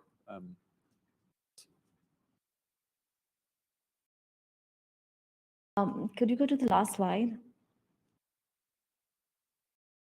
Yeah, and so maybe I'm overthinking this, but then if you think about what is expected from the user, as a solution, wouldn't it get complicated very quickly? Because then what kind of annotations are we expecting the user to give? One, for sure, whether it's a control or what was the other one? Data dependency. And then on what is a dependency? Is it just the immediate, like the control dependency X on X, but the X itself may have a data dependency on something else? So is it how much of that dependency chain is expected to be conveyed to the compiler? I guess that's the tricky part, right? Because Yeah. as I mentioned, you might have these running several functions deep. The code changes across versions. The code changes across kernel configs. So even if you were to make annotations in code, maybe they're not universally applicable. Yes. So for example, I could just say like, here's an if condition which is trivially true, but then for not like the example I gave before, where you have where max in this case is defined as 1, but max might be dependent on the config you're building with. So for another config, you could make the annotation, the if condition is trivially true, but that might not apply for another config. So right, that's the problem. Yes. Yes. I think one thing people have sort of indicated is that whether or not something is intended to carry a dependency is contextual. Sorry, I'm over here. So a function might be used in a lot of contexts where it doesn't matter whether it carries a dependency at all, and we want the compiler to like optimize it away to a constant. It might live in a different compilation unit from where it's being called from. You can't do that global analysis without link time optimization. So how do we deal with that sort of thing? Because okay, Paul will have an answer in a moment. Well, setting aside control dependencies, the proposals have been that you have to mark a variable that carries a dependency. And you also need to mark a parameter that carries a dependency and a return value that carries a dependency. Sure, but I think my point was that there are lots of functions where whether or not you want it to carry that dependency is actually dependent on the caller in a different place. And a lot of the time you won't want it to carry a dependency. You don't care. You got the same thing with a bunch of other issues too, right? That's a common thing. Common code often has to take into account all of its callers, and this would be a case where that might also apply, right? That's fair. Any other questions for Paul? The speaker. Okay, thank you so much for your talk, Paul. We appreciate that. Thank you.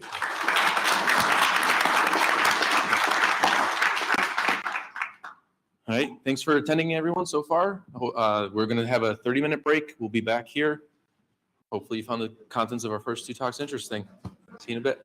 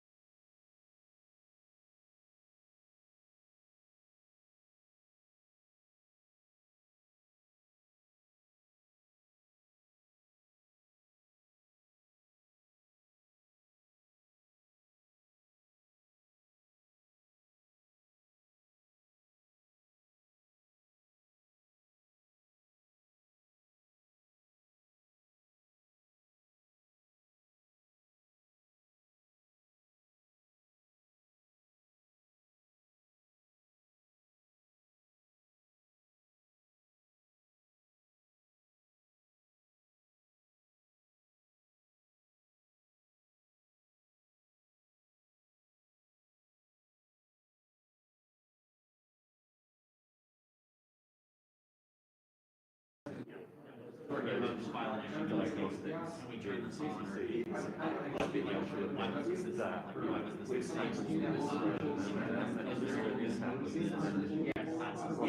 yes, but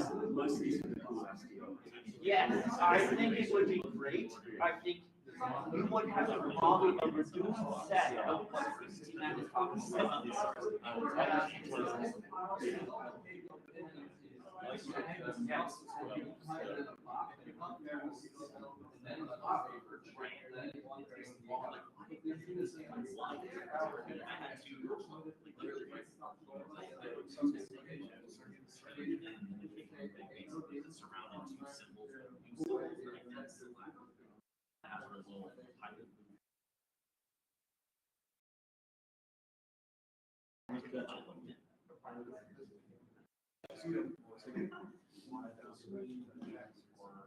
We'll get the mic for you here.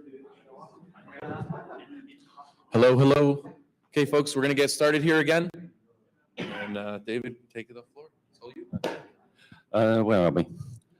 All right. Hello. Thanks, everybody. My name's David Malcolm. I work at Red Hat on GCC.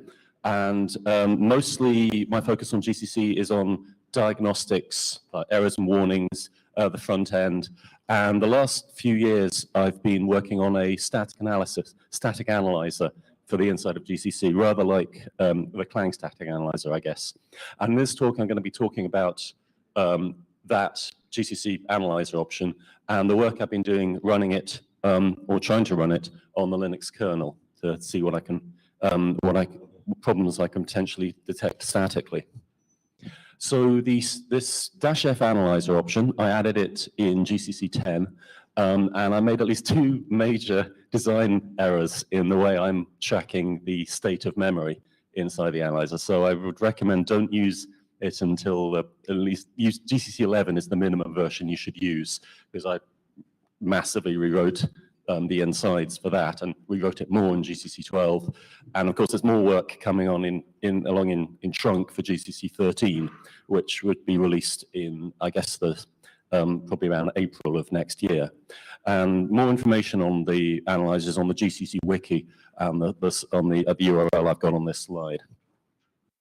And yeah, so -f analyzer, it enables, initially it was 15 warnings, which were mostly about memory problems or use after free memory leaks and that kind of thing. And I've added more warnings in subsequent releases, and I think we're currently up to 42 warnings amusingly in chunk for GCC 13. I've had a couple of Summer of Code students I've been mentoring this summer have added, I think, 9 warnings between them. And so how it works internally is similar technically to the Clang static analyzer, as I understand it.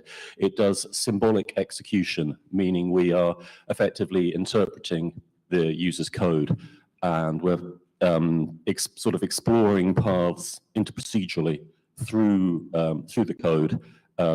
So we're sort of looking at both the control flow graph, the call graph, and also at each node we're tracking, each node in the analysis, we're tracking sort of the state of memory and other program state, and potentially merging nodes to try and keep the analysis tractable. So I say it's more interesting for some definition of interesting paths through the code. So if you had, say, a memory state in which a pointer is pointing to the stack versus a memory state in which that pointer is pointing to the heap, those are, in my heuristics, I feel are sufficiently interestingly different that let's keep those branches of the analysis distinct rather than merging those. And so there are various, and then basically it's kind of a brute force approach to exploring the program, and with, as I say, heuristics for merging, and heuristics could be basically a euphemism for dirty hack, and basically we try and brute force our way through the code and try and focus the sort of the coverage of this analysis on as many paths as we can and as many sort of combinations of, is this did this allocation succeed versus did it fail, and things like that. But there will be false positives, and there can be false negatives for their various for various reasons. So I call it a static analysis tool, which I think is fair, but it's philosophically it's kind of coming from the compiler warnings school of thought, which is a bit more, I'd say, a bit more loosey-goosey compared to the formal program verification school of thought. We are neither sound nor complete, if we're going to use the jargon. We're sort of a bug finder rather than a verification tool.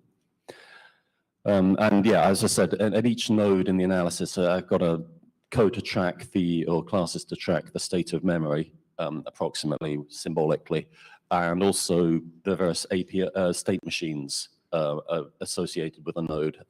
So we can track APIs as finite state machines. So we can do this pointer has been allocated and now it's been released, and so we can detect double freeze and we can detect leaks that way. And that's a nice way of tracking various different APIs. And I've had lots of anecdotal reports of people saying, oh, I ran it on my code, it found various bugs, and this is great. And as a warning, I want people to sort of ideally run it as part of their workflow and find problem. Ideally, with a compiler warning, you would never, if you ran it on, say, GitHub, you would never see any results because the people would have already run and fixed the warning, and you would never see it in the wild. It would be fixed on a developer's workstation before the patch is sent anywhere. And so my goal is we never see Analyzer results in the wild because it's all being fixed on people's workstations. But obviously, there's, you know, because you want bugs fixed as early as possible. And so hopefully the thing is doing its job in the for people who are using it. And my goal is it's like it will double your compile time, which is very rough. There are many places where it's no longer the slowest optimization pass when I run it on, say, on the kernel, which I guess is good. Maybe we should make our optimization passes run faster. Yeah, but there are many limitations. As I said, there will be false positives. So, you know, and there are bugs in my analysis code. And right now it's only really good for C code, but you guys in the kernel don't really use C++, so that's okay, I guess. As I say, don't use it, the GCC 10 version, use 11 onwards. And so my sort of day job has been, or much of my day job has been working on this static analyzer for C code in general. But part of it has been trying it on the Linux kernel, which is, I guess, where you guys come in. And I've been building the sort of GCC trunk and then trying to build the upstream kernel with, well, I tried the RHEL kernel first, but now I've switched to the Linus's tree. And I'm trying to build and basically digging my way through all the output it generated. Some of which were crashes in my analyzer, which are fixed, and lots of false positives. And often these false positives sort of fell into various groups. And there's a screenshot from the GCC tracker bug that I've got. And I fixed most of the false positives and all these problems I've seen. The one remaining, or the big remaining one, which is sort of the top one below the tracker bug, 106218, which is the kernel's error.h. You like to do error handling by, if you've got a function that returns a pointer, to pack small negative integers into a pointer to signify various error codes. And my constraint tracking code, which is basically I try and figure out, is this path, can this path really be executed? Like if this if happens, then can this, and we follow that path, can later on, can this other if follow? And so because I'm not, because my constraint tracking isn't smart enough to cope with that yet, it'll falsely think certain pairs of paths through a control flow graph are feasible when actually they're not. So I hope to fix that, but that's not done yet. but many other issues I have fixed. Like some of them were sort of explosions where a source file, particularly kernel source file, was sort of killing the analysis after half an hour, because yeah, that's clearly something has gone horribly wrong. And I fixed all of those that I've seen. And so this sort of got beyond just building the existing, running the analyzer with the existing warnings. One other thing I did was just I found running the analyzer on the kernel, I had to turn off a bunch of warnings that were spewing out noise. And I think the slides for that are later on. But I was thinking, well, are there specific tests specific to the kernel that the analyzer could do?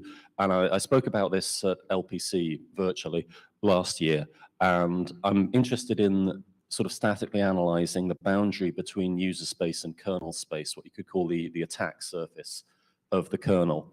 And so you would have info leaks where secrets or potentially uninitialized data is being copied back from kernel space to user space, and therefore that could be exposing information to an attacker. Or you have syscalls and other sources of data being copied from user space back into kernel space, and those attacker-controlled values are not sufficiently sanitized before they get used in, say, as an array index or whatnot. And in the static analysis world, we call that taint analysis. And so in my analyzer, I have a taint checking. And I guess you in the kernel world, you use the word taint to describe if a arbitrary module has been loaded. But I mean, for the purposes of this, taint means unsanitized attacker-controlled data. And I've got an example which is hopefully readable.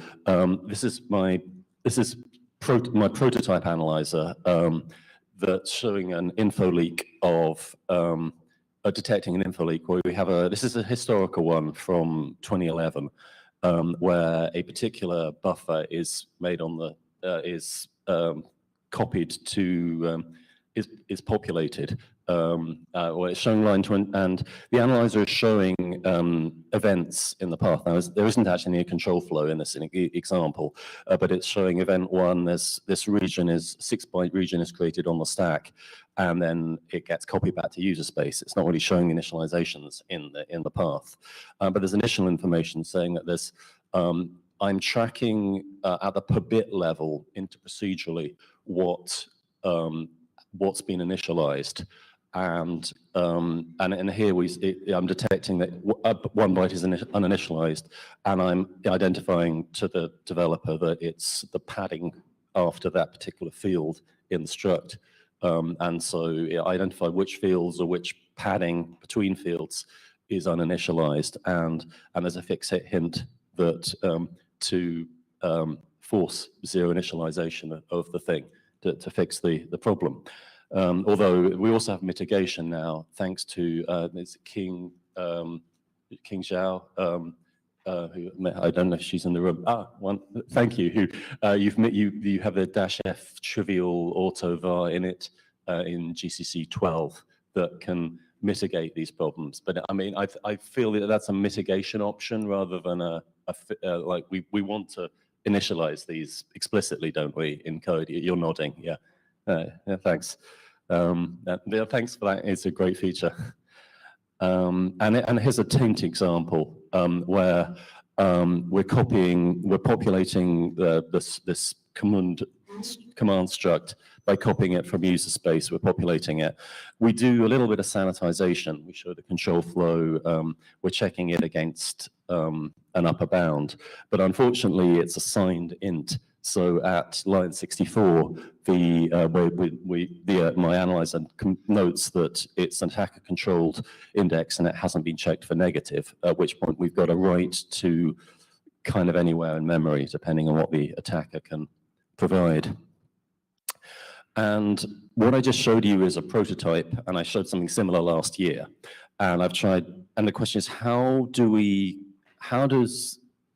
kind of communicate to the analyzer, what are the behaviors of these data types or functions? What's the what can we support in the compiler that you can then express in the kernel source code to sort of express these concepts? And I went through many approaches. So the first approach I did was simply to, this was a year and a half ago, to just special case in the compiler. If you see a function with the name copy from user or a function with the name copy to user, then do this special thing. And obviously it's a horrible hack, and it's good for prototyping, but it only works as well because if it's a call to a copy from user that we don't have the body of, it hasn't been inlined. And that isn't at all the case in a real kernel tree, because copy from user and copy to user are massively, one of the things I've learned trying to analyze the kernel is it's an awful lot of preprocessor and inlining, and exactly what that turns into is quite complicated. I should say, actually, the GCC Analyzer runs very late compared to a lot of static analysis tools, because I run it basically at the point where LTO happens, so that, in theory, to try and get to piggyback off that serialization, so I can do link time analysis, because we don't have a good story about serializing our internal representation, but that's a whole other rant. And so my second approach was, well, let's not hard code it. Can we add attributes that the kernel into the compiler that the kernel can use to basically try and describe what is the behavior of these functions. And I was even going as, and I kind of want to express that this is a thing that can succeed or it can fail. And on one outcome, when it succeeds, it has this error code, so this return code, and it has these behaviors. And I almost want a domain-specific language for expressing this. And then I thought, yeah, you're over-engineering this, so that's one of my pet bad habits, I should say. Anyway, I demoed this at LPC, last year's LPC, and I think it was GCC 10, we added the access attribute.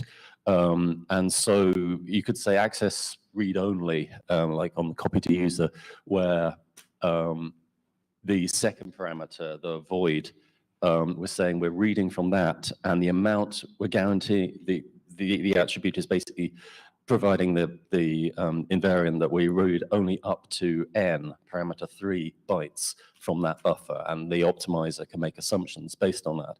And we have read only or write only, and I was thinking, oh, I can add untrusted read and untrusted write to convey that this is doing that. And I showed this last year's LPC, and everyone said, no, don't do that. We have all this checker, all these checker annotations, the _user, _kernel, to sort of indicate that this is a user or kernel pointer. And so I've been showing that, and I'll show you that in the subsequent slides. But one thing I did get in that I showed at last year's LPC is, and this is in GCC 12, is this attribute tainted args. And the idea is you can put this on a function decal. So for example, in the syscall define macro, which adds a whole bunch of attributes for a system call, you say, I'm basically saying this function, assume that the analyzer can assume that the arguments are attacker controlled. They need sanitization. And it looks at either direct arguments. So if you have an n, like if you're passing an int, that might be used as a limit or an array index, well, don't trust it. Someone might be passing aggressively large values, or and also any pointers that are passed. Assume that if you dereference it, it's that data is untrustworthy and needs sanitization. The other thing is that you can apply it to a field in a callback field in a struct. And anything that implements, any function that is used to implement that callback field has that same tainted args thing. So for example, config fs store I can mean that that size T thing is untrusted. And I've been playing around with this, so adding it to say syscall define, and like if I've got a demo where this particular system call, because I'm adding the attribute in one place in the kernel headers, so suddenly all of the system calls get, the analyzer knows that they're in that trust boundary, they're attacker controlled, and I can detect that this copy to user of n bytes, well, that n bytes was parameter, what is it, parameter 3 of this thing, and it hadn't been sanitized at this point, at which point you're copying to user, and the attacker can say, oh, give me all the bytes. And an example of using this could be with a suitable macro in compiler types.h is to say mark the ioctal callbacks in the file operations, so that all ioctals get flagged to the analyzer as being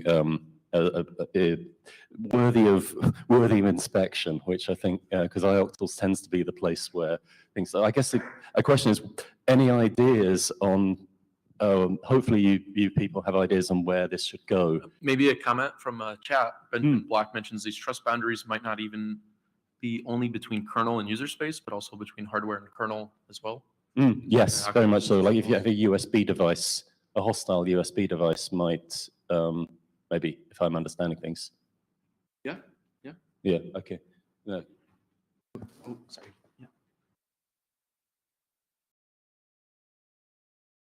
Yes, I guess maybe network input could also be interesting. Network input, yeah. Like if you. So I think there's a paper called Periscope or something. So I think they explored like other attack vectors, how you can inject any user controlled data into the kernel. So maybe they have also some pointers on where you can inject those.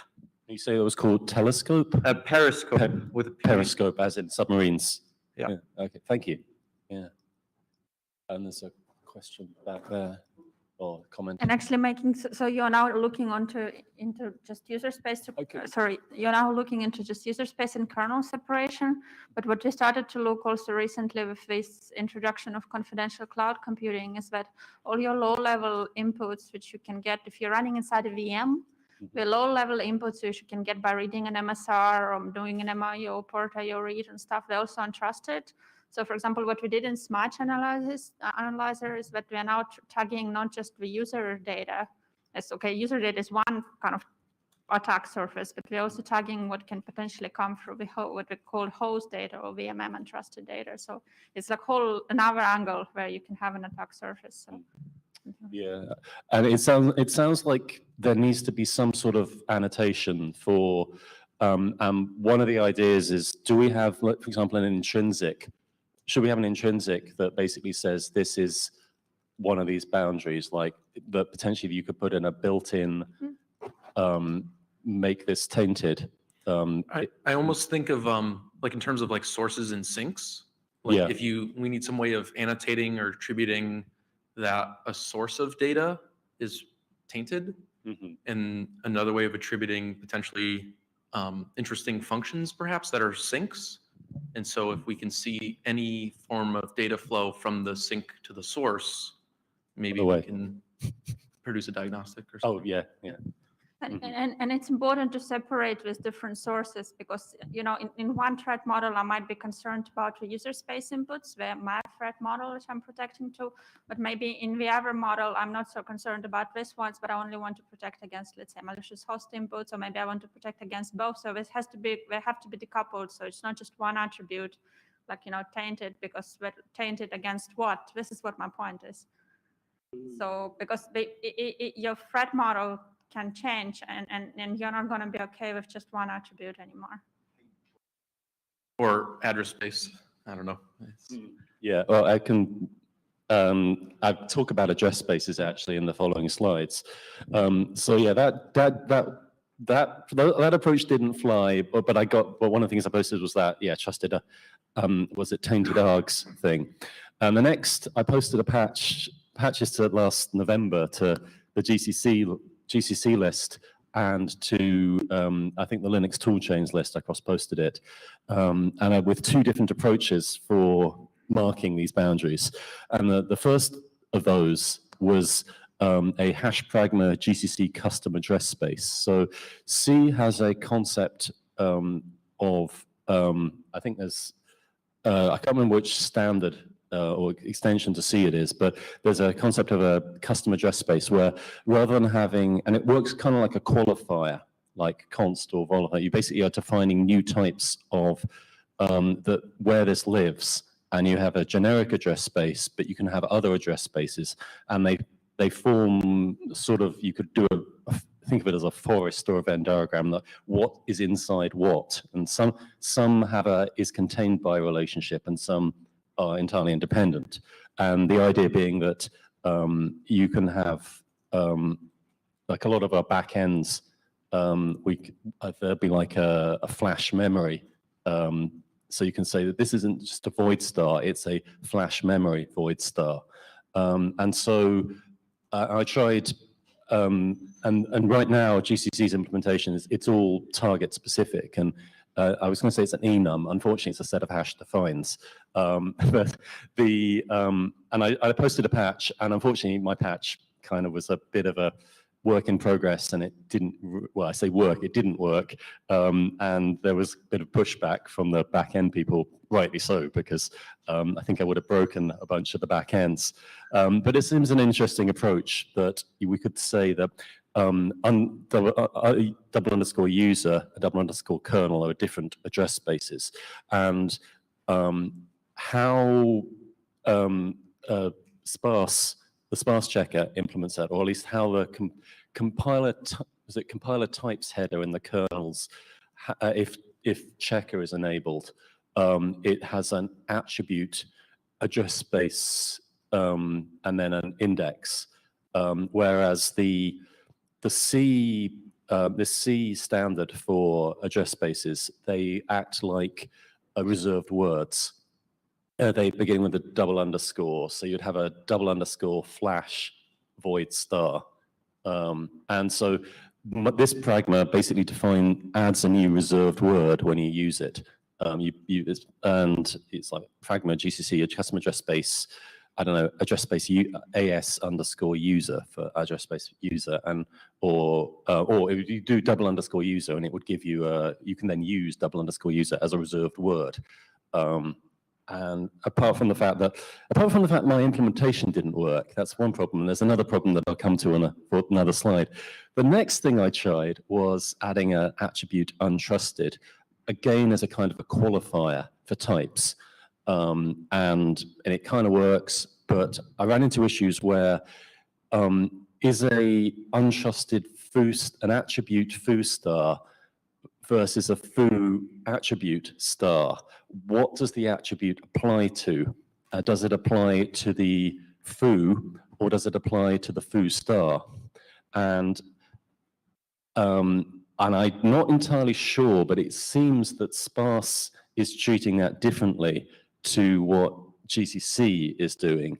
And though, I mean, this is also, I was wading through, hundreds of thousands of lines of pre-processed code in a code base that I don't fully understand, with other things to work on. So, I believe, Jose, you ran into a similar issue with this in your work. Do you want to speak on? Yeah, because of something that is going to be used in BPF or intended to be used in BPF, I think the BPF people, they want to also reuse some existing sparse annotations in the kernel sources. Precisely, I think it is the one with the address space. And when we made the implementation in GCC, we found exactly the same problem, which is that in certain cases, particularly when there are const and stars and pointers to pointers to pointers to pointers, the sparse annotations, they use a different ordering, so they apply to different entities than the standard compiler attributes, and this makes it difficult to reuse sparse annotations as compiler built-ins. Built-ins. attributes. We have to be careful here with the nomenclature. So we have the same problem, yes, and it's not clear how to fix this. Yeah, because if we say, okay, well, if it's not a user foo star, you need to write foo, or you shouldn't be writing foo user star, you should be writing user foo star. I'm not quite sure what, but that's going to change like hundreds of thousands of lines in the kernel, and I don't think that's going to fly. Well, yeah, and also they will not be legal sparse annotations anymore, right? Or they will not be placed properly anymore. I know. Do we have any sparse maintainers in the room or on the chat? No? Okay. So that is another issue. And so I'm not quite sure in that there's some sort of the exact syntax seems to be, there's some friction there. And approach number 5, a few months ago, I had an aha moment and figured out a better way of implementing my custom address space idea. And I have an implementation that actually works and is potentially acceptable to the GCC backend people, which haven't yet posted. And I managed to successfully build the kernel with this and build and boot the kernel with this, which is woohoo. I hadn't gotten that far before. But the next problem I ran into was, and the way I'm doing that is, adding Pragma custom address space AS user, and then adding that, it becomes a reserved word to _user, and similarly for IOMEM. And I tried it for RCU, and I can't remember the other one, and ran into issues there. The per CPU. And the issue I had with the per CPU is here, where you've got a current task is a per CPU, I don't know, it's doing a type of, and in get current, it's doing a get type of current task. And so it's trying to create a local variable, and that local variable is a per CPU variable. And the GCC front end is saying, well, you're trying to create a local variable of per CPU type, and I don't know what or at least you're trying to create a local variable in a custom address space, and it doesn't know that per CPU means per CPU. It's a custom, and so it buffs. And so I just didn't do it for that, for per CPU. And similarly with RCU, I'm looking, and yeah, struct RB node star as a, and I was looking at it thinking, yeah, I will go and look at something else, because I spent some months wading through error messages. Hello. Yeah.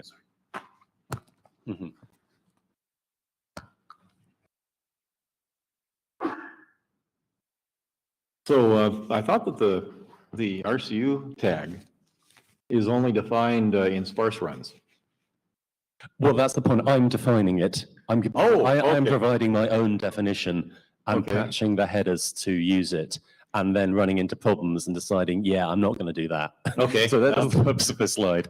But that actually brings up a point that I think I get to on one of the later slides, which is I want to use these annotations in order to try, for my analyzer, to try and identify the boundary between user space and kernel space. But do I treat these as different types? And if so, should I be enforcing, should the C, part of my patch is to the C front end to sort of accumulate these. They work like qualifiers, a new type of qualifier like const or volatile or atomic.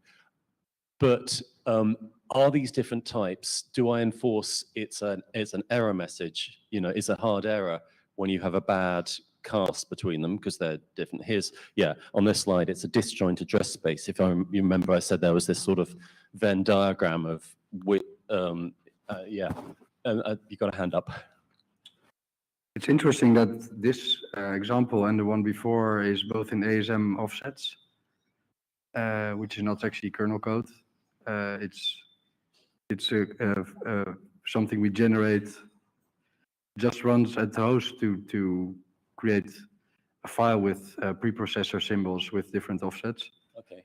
And I imagine Well, it's basically host code, not kernel code. So if all your examples are in ASM offsets, it might be a symptom of something other than your approach being unsound. It may be because this is code that gets built first in the build process, and and these are hard errors, so my build couldn't progress any further. And in order to try and get the kernel building, it's like, oh, I'll turn that off because my primary interest is the user kernel boundary, and it's like, well, I could try this. Oh, it's not working. It's breaking the build, and turn it off, which is, it's a prototype kind of. I'm prototyping. Where did we get to? Oh yeah, the next issue. Yeah, the issue I ran into with this is the _force which is the sparse checker's way of saying just ignore this difference and force a cast between these two. Where you've got this _force, which after pre-processing, well, how do I implement that if I'm going to check these? If I'm going to have these as different types, that the C front end is going to type check. And I tried implementing a new attribute allow address space cast, and I got it kind of working, but I ran into the same issues where it didn't work all the time, and it was kind of, I think it was another symptom of is it a user foo star versus a foo user star, or is it a foo star user star, and all those horrible, where does you were talking about, was it west const versus east const? Yeah, I was going to ask David, do you think it might be worthwhile for kernel developers to consider potentially moving around or cleaning up some of these annotations? Like, it seems to me like if we followed a similar rules to qualifiers in C for user, like we might be able to disambiguate some of these. Yeah, sparse implements it as these things as an attribute, or at least it implements _user as an attribute. And I can't remember how it implements _force, whether it is an actual keyword in sparse. I'm not sure. So this is another issue I ran into. And so what I did in order to get it, I got this approach to build and boot to kernel, but I just hacked out the type checking part of it from my patch to the C front end. And you have your hand up? Another possibility which might work for at least one of these problems, and maybe another one with a bit of extra work. You could declare them to be things with different address spaces, to be different types, but they're all the same and compatible with each other.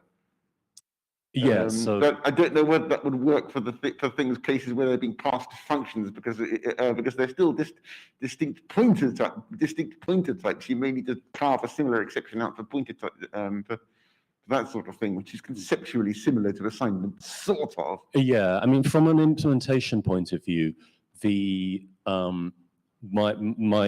implementation of custom address spaces that I got that worked, from a back-end point of view, everything looks like the generic address space. They're all, whereas normally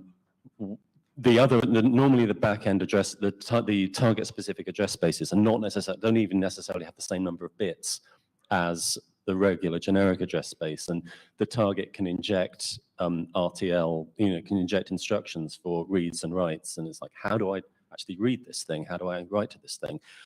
Whereas this is basically, it's like a void star, or it's like a T star or whatever, and the distinction only in this patch set only exists from the point of view of the front end and from the point of view of the analyzer. And I kind of have it nicely hidden away from the target stuff. And so this brings where I am, or where I got to last week, 5 minutes, was I had this aha moment where I was thinking there's a chicken and egg problem here, which is GCC has an annual release cycle. Now, every year we put out a new release in like April. And how do we provide stuff that's useful to you? And I guess it's useful for GCC developers and toolchain developers to attend this conference. Yay, we have a track. But where we can't just throw stuff over the wall every year and say, here's a new feature, go play with this, and then you come back, you try it and find, yeah, I tried it and it kind of worked, but also didn't.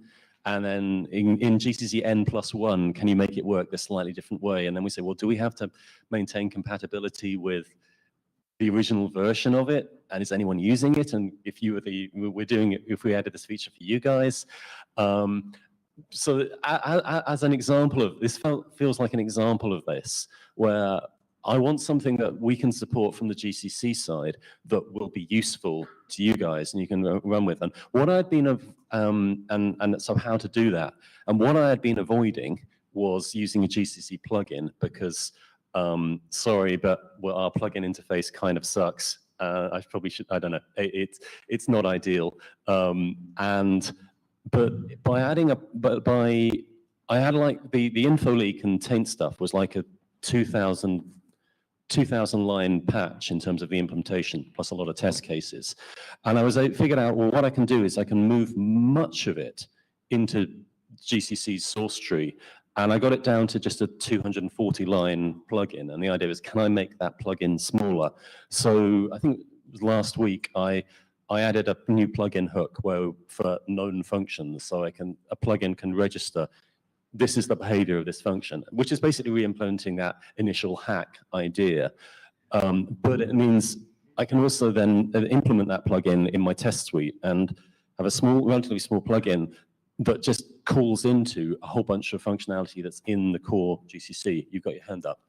Yeah, speaking from the kernel perspective on GCC plugins, we're mostly trying to deprecate our use of it since I don't know, people are actually now doing stuff in core GCC and Clang for a lot of the things that the kernel wants. So currently we're trying to say we're not adding new ones, and this has actually helped get a bunch of stuff into the core compilers in both places. But I don't know, as an experimental way to try out new things, sure, it's fine, but I mean, I don't think it'll be landing upstream. But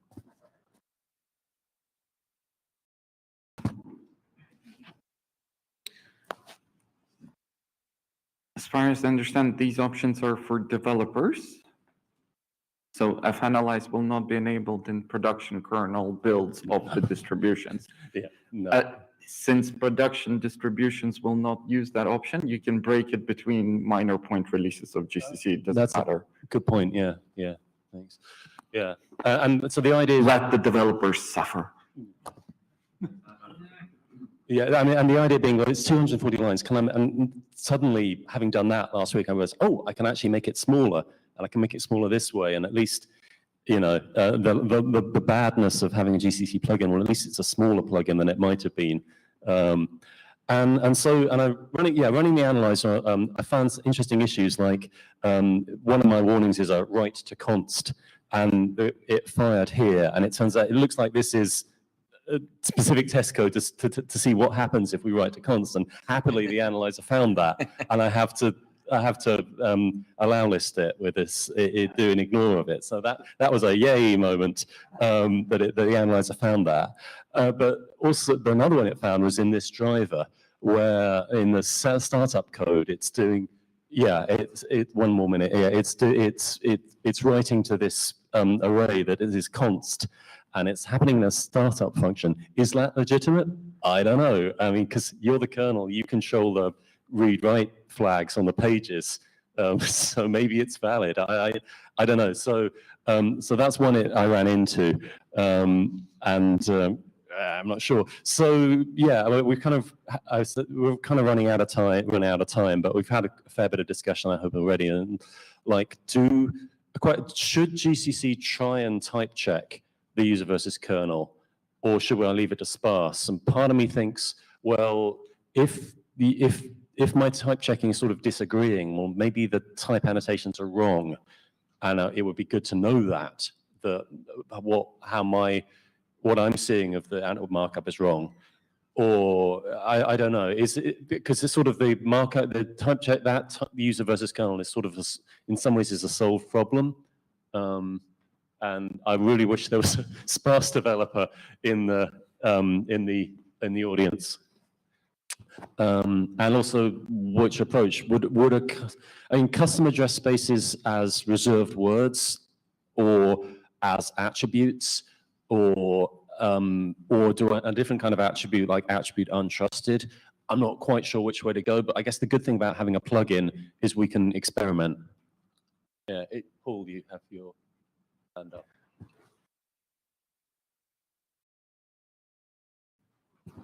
So the intent for some of them, I'll speak mostly for underbar RSU, the whole point of it is to restrict what types of variables can be passed to what functions, okay?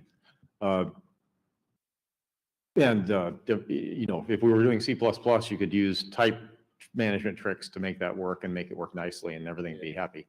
The problem is that with RSU in particular, and maybe this is a problem with user as well, for all I know, is that we've provided this as a facility that maintainers can choose to use. And maintainers that choose not to use it filter out the sparse complaints, and that's their right. One issue with RCU adding it in this way to GCC would be that they'd have to change their filtering or they'd get surprised or something. And for all I know, you may have a similar thing with user. If there's somebody here who doesn't do the user marking and ignores the sparse warnings, it'd be a good time to let this gentleman know. And I think we're out of time, unfortunately. So I guess my other thing was ideas for other kernel-specific tests, but I guess Smatch exists already, so which is doing a lot of similar things. But anyway, hopefully this was entertaining and useful. Thanks, David.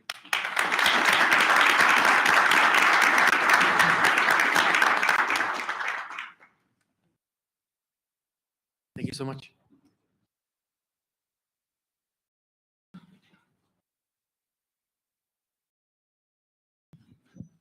Okay, have our next speakers ready to go?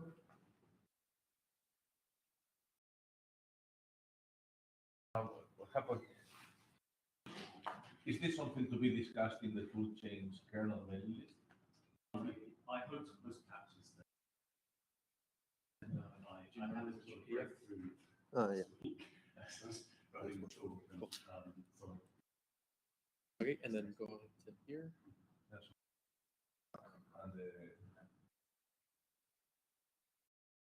And then your keys should work.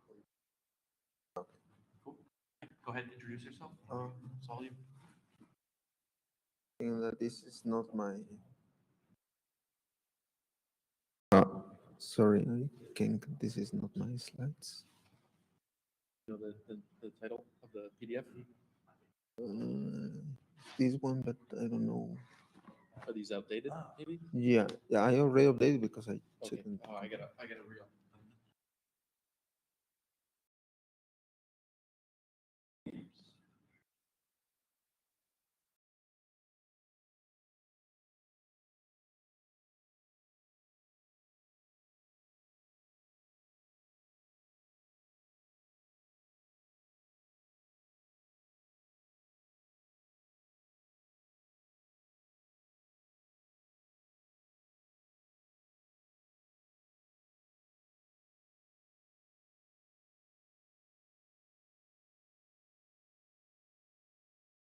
So load it real quick.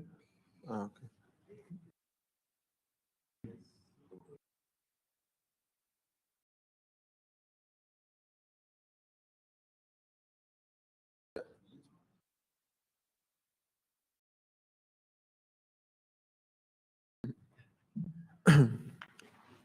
Thank you. And I will talk about of the ABI.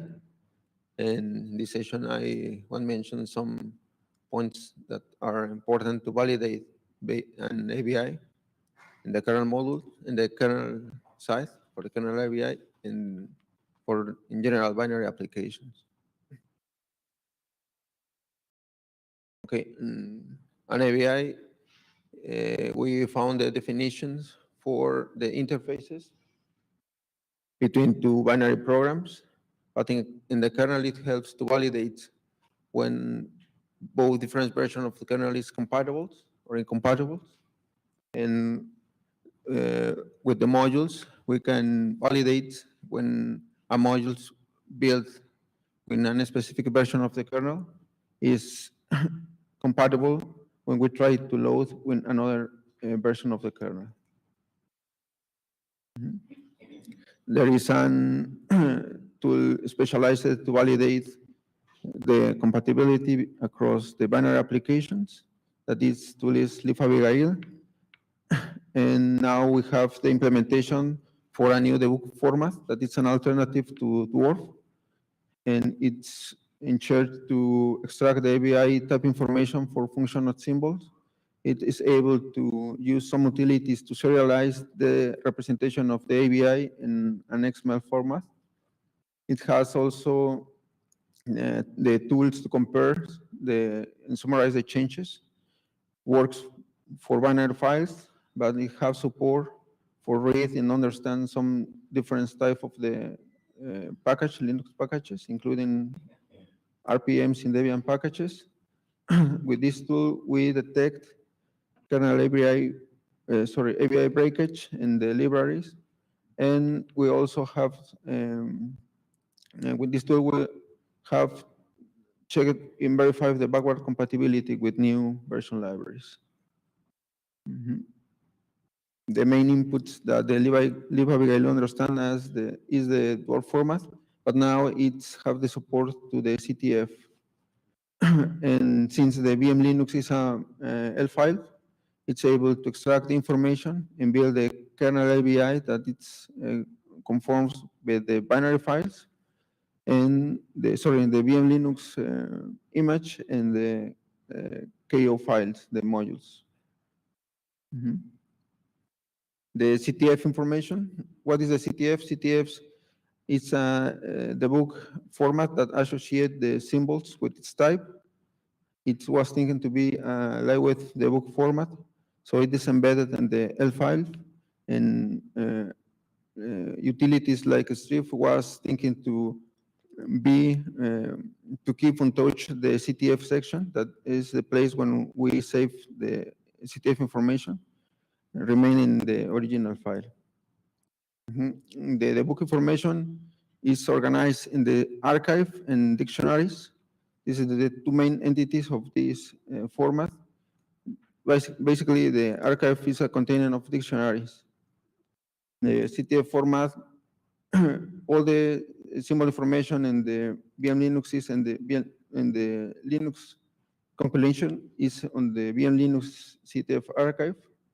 And the option that we have to generate the information of CTF is by using the modifier CTF in the GCC. The implementation is in the Leaf CTF library, which currently is the version 3. Okay. This is an example of the CTF, how we can analyze the CTF information. The most important line is we have the symbol type definition for the PIN-K, and this is the format. It consists in an identifier, the signature of the function, and the int, the value, the return value. This picture, in this picture, I want to show how LeafAbigail now support the CTF. Basically, we add a new reader that implements the same functionality that the Dwarf reader, but now it relies in the Leaf CTF to understand the CTF information, build a corpus, and this corpus contains the type base, and for binary applications, for libraries, or just all the global symbols are represented in the ABI, but in the kernel side, just the exported symbol are in the archive, in the representation. We can use the CTF corpus to serialize, to save the representation, or we can use an external tools to compare the difference of the ABI, or use the tools by default that it's in LeafAbigail, the diff reader. LeafAbigail, what now has the support in those different tools. The ABI data writer represent the ABI in an XML file. The diff compute and summarize the difference between two different files, binary files. In package diff, it works with directories and compressed files. The kernel module interface compare two kernel binaries. Build kernel directories, but using the corpus representation. As an example of this, we have the first source code. And to generate the representation, we need to have the CTF modifier that generates the CTF information. And what is mentioned here that both the formats can live in the same binary. This is an XML representation of the ABI by using the CTF. This is the example, the second source that we will compare and get the difference. The command lines now with the support of the CTF to extract the information. The first line using ABI data writer is used to extract the ABI representation. After that, we can use the ABI diff. That is the default program that is used to compute the difference, so we can use an external program, but relying in the previous file that was output by data writer. Okay. It's an example of the representation of the ABI, sorry, for the output of the difference.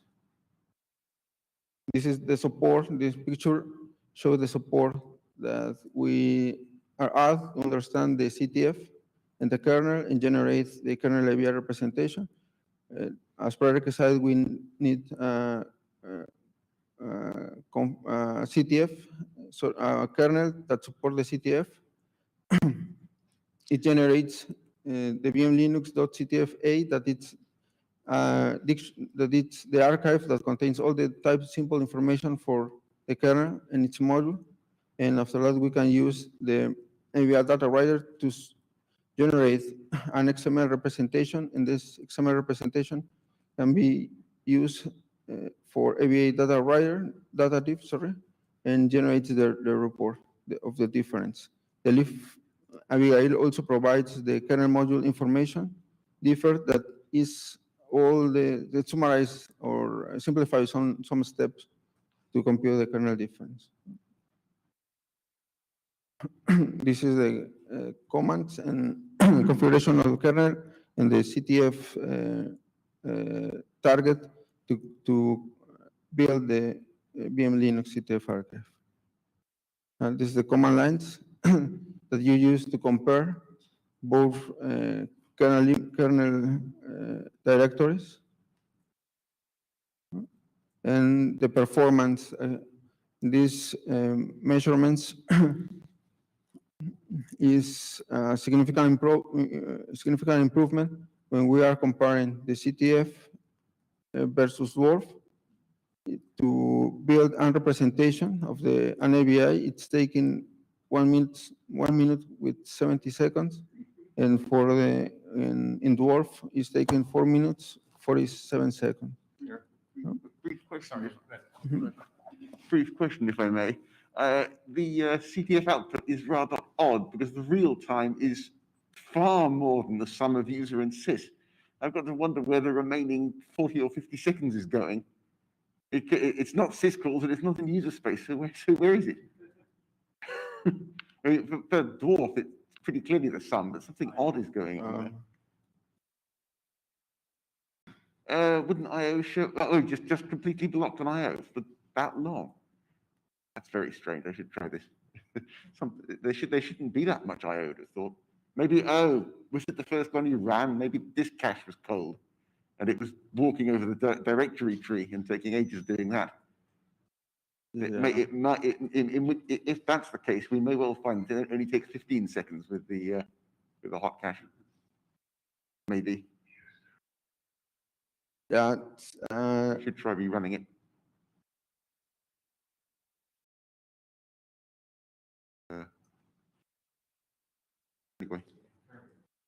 Okay. Mhm. Uh, the for algorithm that is implemented in the different tool that is used by the Leaf Abigail, it's taking too much time to compute those differences. So the algorithm is LCS, and it would be nice to have the infrastructure to install the different algorithm here, and a custom algorithm can reuse, this custom algorithm can reuse the work that it's done by the ABI diff because it extract the the book information for dwarf, but there's no way to use or remove this algorithm and install a new one, and in this way create a new other format for the report. So the Google people takes the address to build from scratch this part of the code, this algorithm, and take the output for the ABI data writer. But is this actually the reason why Google developed their own diffing program? Because one part is performance, right? I guess, I don't know.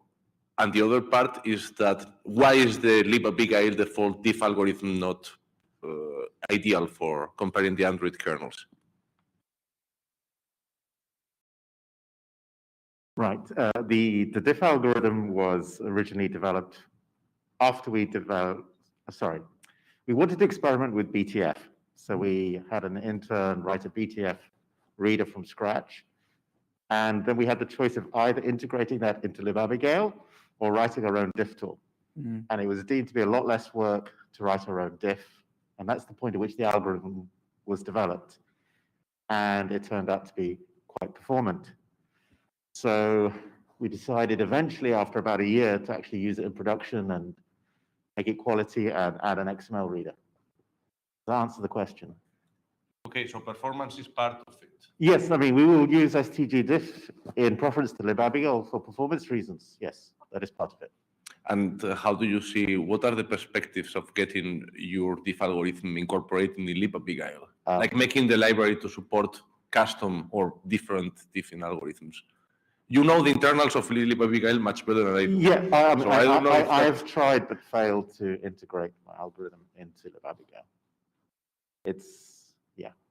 But still for the corpus generation, you use libabigail? Yes, at the moment, yes. So what constitutes the ABI is libabigail that decides it, right? At the moment, yes. Okay.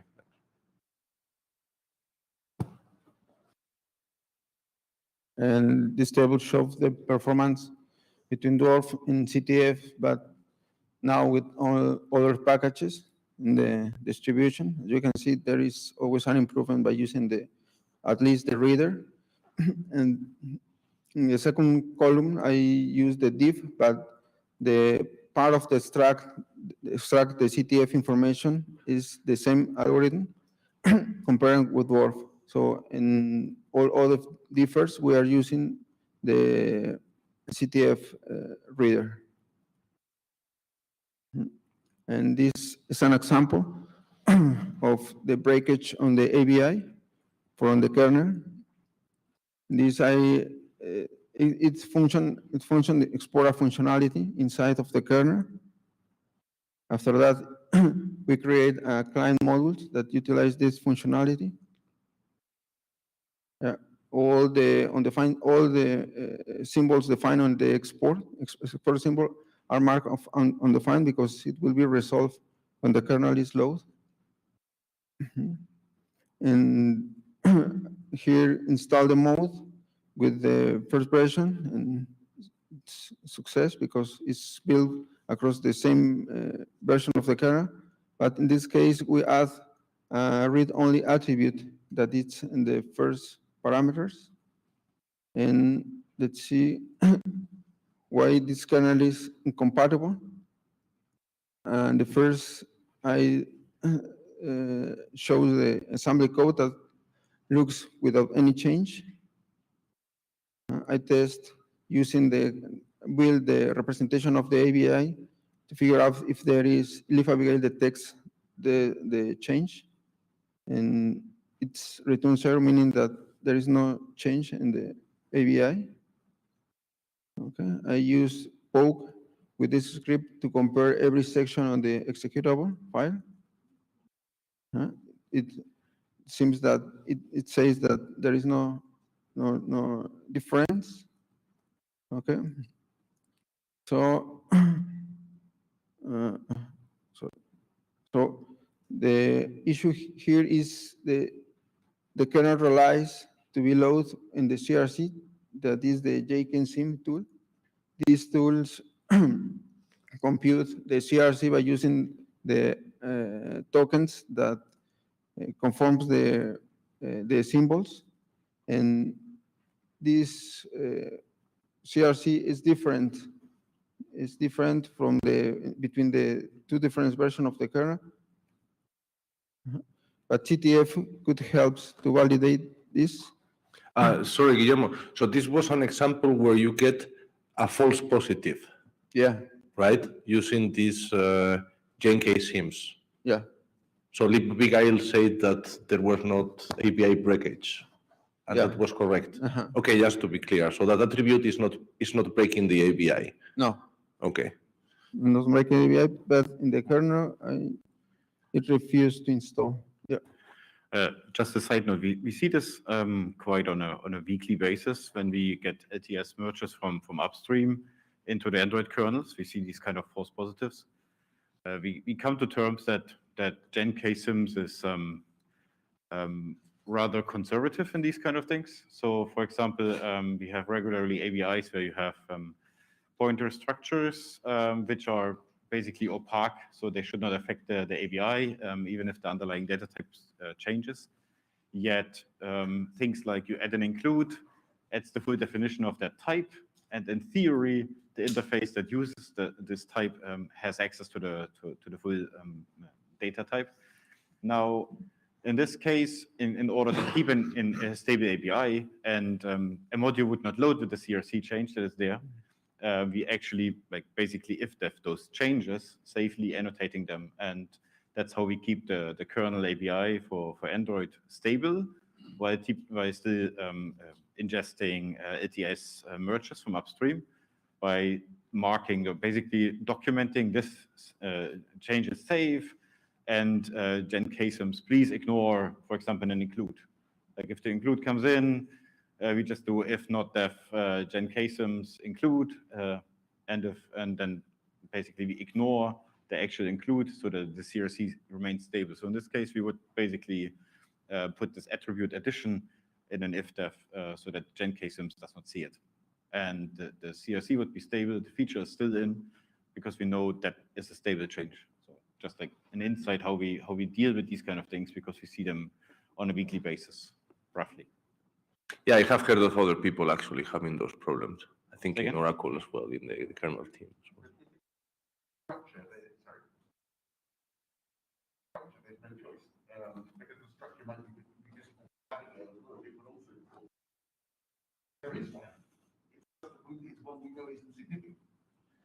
So but libabigail got it right. What we added to libabigail is actually that CRC changes are considered part of the API, so it will report the CRC change and flag it as a breakage, because in fact, when you try to load that module, the CRC change will cause it to be denied. So you have to fix that, as the kernel will not accept it. To answer the other person back there, libabigail doesn't consider a change from a forward declaration to a fully defined type or vice versa to be an ABI change. So it doesn't report them, it doesn't care about them. So it doesn't report the breakage, if you like, if there is a breakage, but the CRCs will change.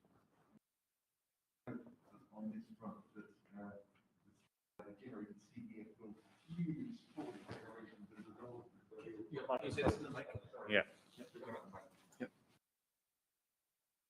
I should note on that front that the generated CTF will fuse forward declarations to and convert them to a real type whenever possible, even if the real type is not actually visible in the scope in the scope in question, on the basis that the debugging format and people would generally want to see the full structure definitions.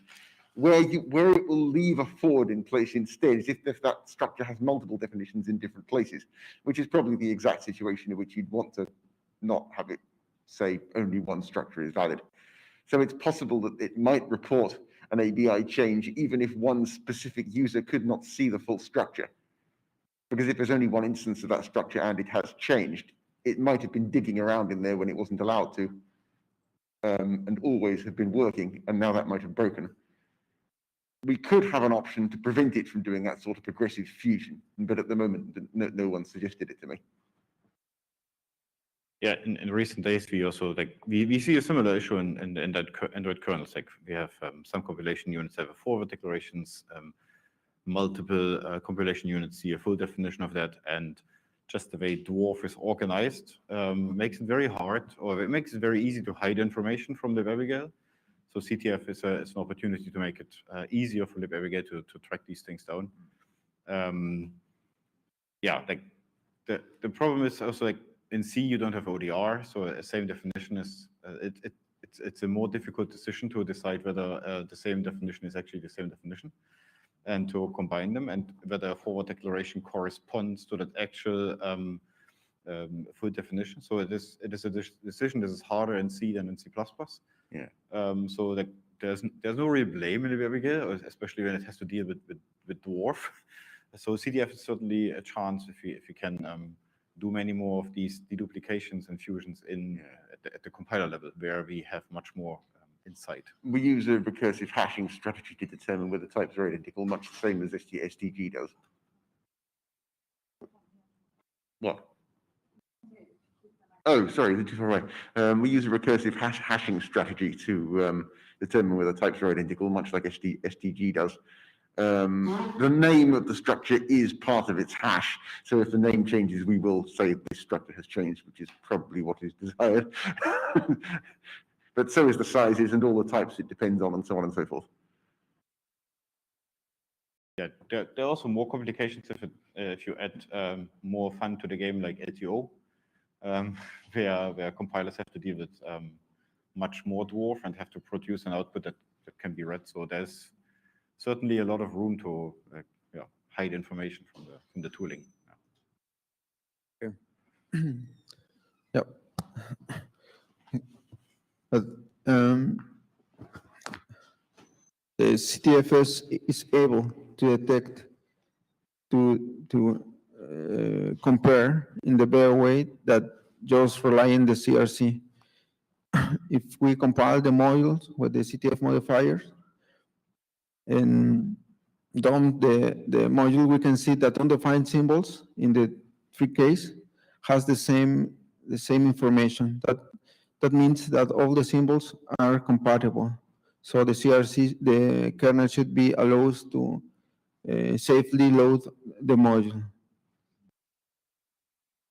And this figure tried to explain how we can use in Linux utilities, the int mode and move proof, the ability to extract the information of the CTF and compare with the VM Linux CTF-A that information in order to avoid and refuse to load a module that it's really compatible with the kernel.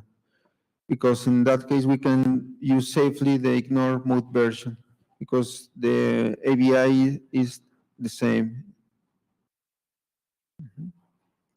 That means that we need to store the CTF information in some place in the system.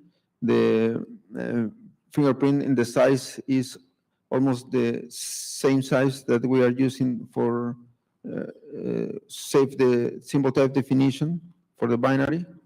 It's compared with the Dwarf, it's almost the three times more time. That's the worst case. Yeah. I should note that the 100% on the previous page is an absolute worst case. something that large only applies to an outer tree module, because that's including all the common types in the core kernel that module is using. For modules that are in tree, it's going to be a few kilobytes to nothing. That's the largest CTF I've ever seen for USB core by about a factor of 200K. If you built an in-tree module, you would see much better sizes. Yeah. There is another user case in which these tools are not able to detect the ABI breakage. That happens when we use the attributes. For instance, this is a library that we build by using the CTF information and dwarf information. We explicitly change the ABI when we execute both tools compiles the client of the applications. And yep, compile the client application. And let's see how the arguments now are updated. That means that the ABI was updated. Poke detects that there is a change in the ABI, in the binary file, but it's not sure if this change of the ABI. But in the line 16 to 20, we are using the ABI diff to detect such change, but it says that it's really compatible. But when we try to execute, it really shows a segmentation fault in the second case because it's not compatible with the previous version. There are some other attributes that update the ABI, but that's not safe in any place in the L file, and it would be nice to have an section that saves the ABI in some place, and that's some examples. Yeah. So the calling convention is not visible in the dwarf anywhere, or is it just not picked up by the ABI tooling? When you change to the Microsoft ABI, does that change the dwarf at all? No. No, not at all. Okay, thank you. Yeah. Other question? I think we had, I think a couple of years, we had also somebody saying, yeah, what if the calling convention changes? And I think we came to the mode, okay, we try to be defensive by not changing these kind of things, because changing an entire, changing the compiler toolchain and everything is a change that should be caught in a review. I'm not sure it's something. Well, it happens. I can tell you, it happened to me last week. I was curious why such changes really for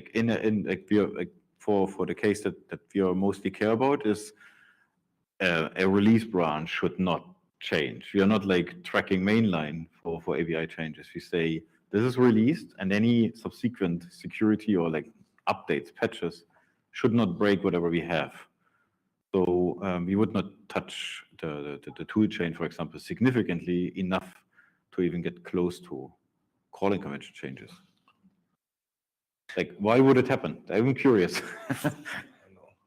I think the general point here, in my opinion, is that for whatever reason, people are getting interested nowadays in things like ABI breakages and to check for it like people do with the Android kernels, right?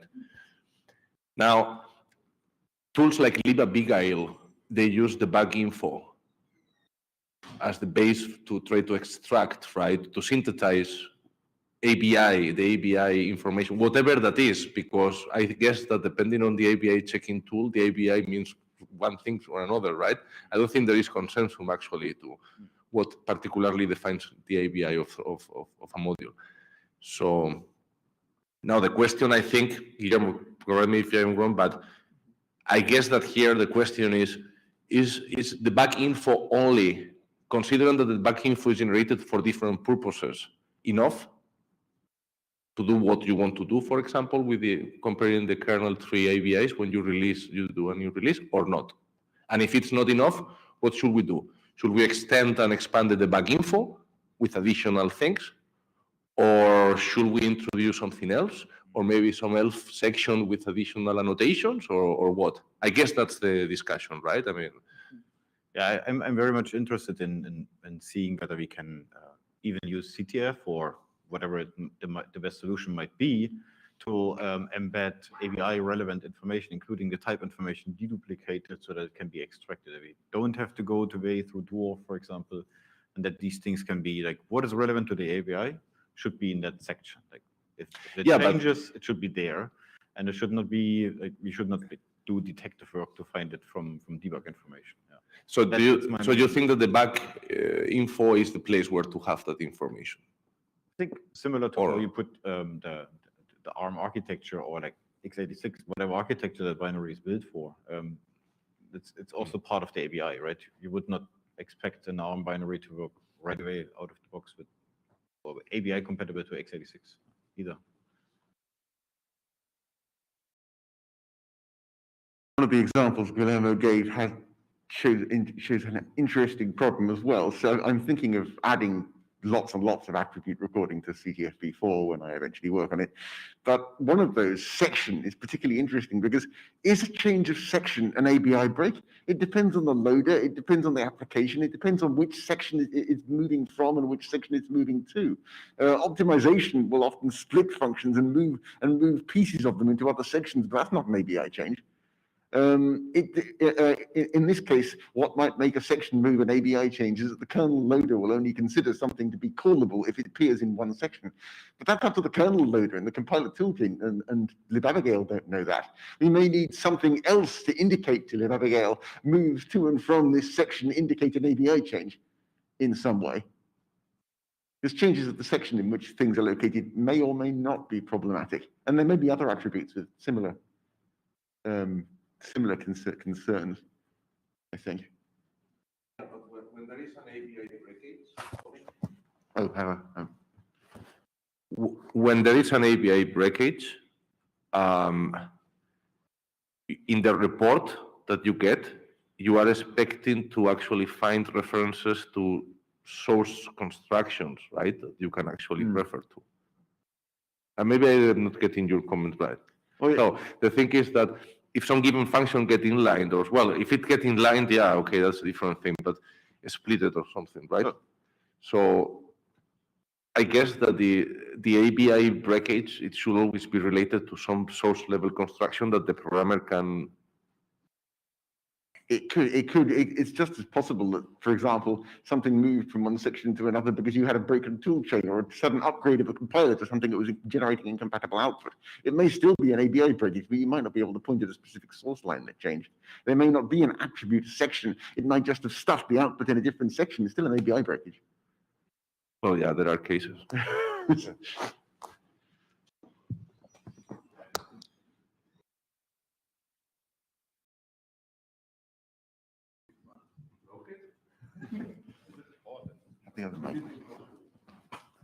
Okay. Yeah, that's too much, Mike.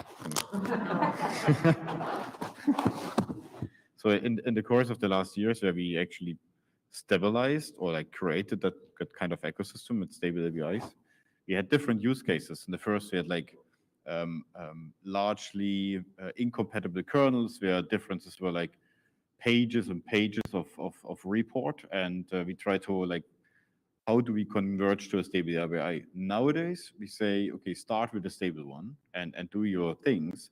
So our reports are usually fitting in 50 lines, and we try to make it very, very actionable, and changes are incremental. So if you have the holistic picture, whatever is participating in the ABI, you will usually be able to pinpoint very quickly where it comes from. Is there a source code change? Is a toolchain change? So you even if it's like it's a calling convention change, I mean, yes, it can say something is odd, something is different, but at the same point, source control should tell you that there is a toolchain change as part of whatever contributes to the ABI. And similarly, there's a source code change. It might be a bit more involved if you have merges where a lot of changes come in, but even then, bisection should help you to pinpoint it to a reasonable amount of code or reasonable amount of changes that eventually lead you to making this report actionable.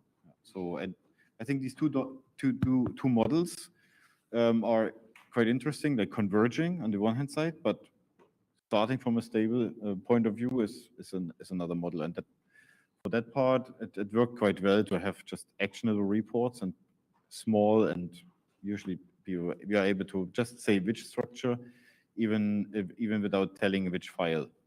That's like line and file information is not so important if it's like very like a structure that you change, especially if you have that the code changes at hand.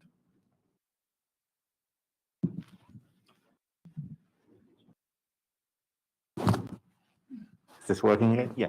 So I've always wondered whether we should be storing section information in ABIs, but people who seem to know more about this, like Matthias, have said, don't bother. It only matters whether it's a function or data. I don't, trust the link loader for the particular application, whether it's kernel or whether it's, user space. So we haven't done it.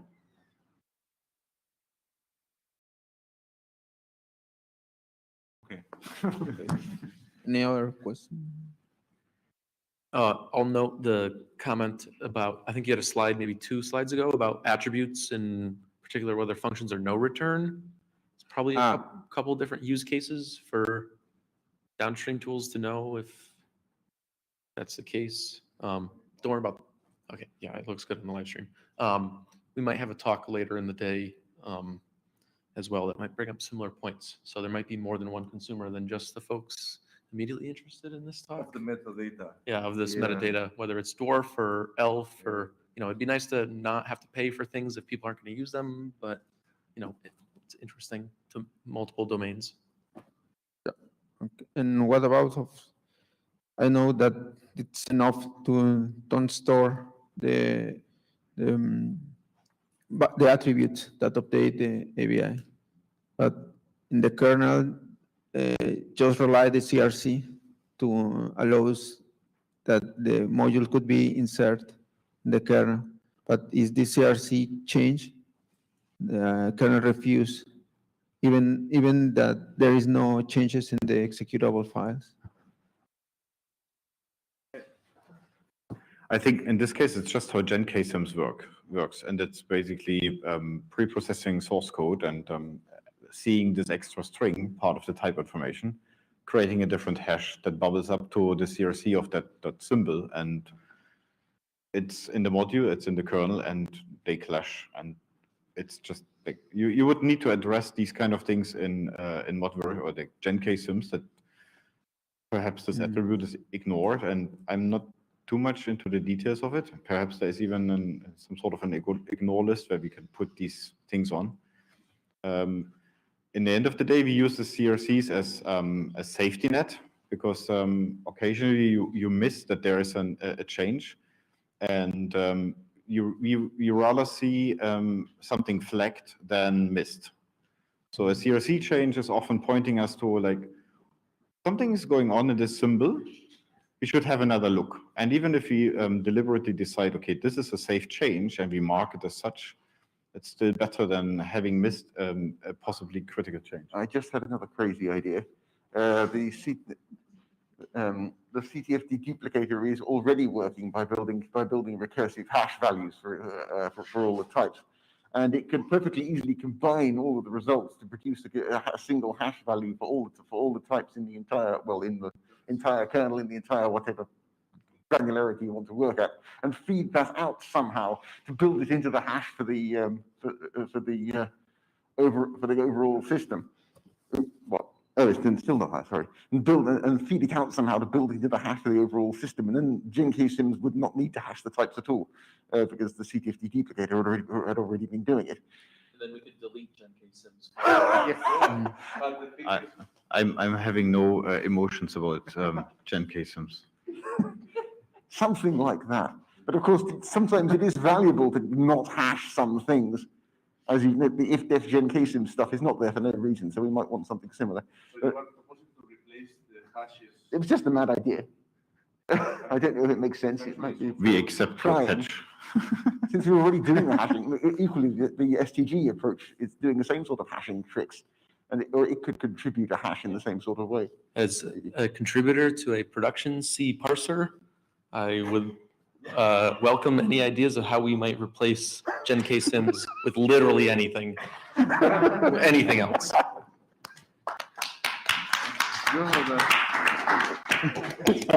Holding a chance.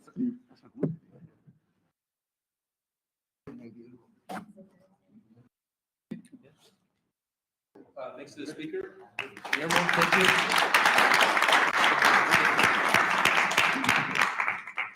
you. Hey, everyone. We hope you enjoyed the presentations thus far. We'll be reconvening in an hour and a half. Go enjoy lunch, and we'll see you back afterwards. Thank you.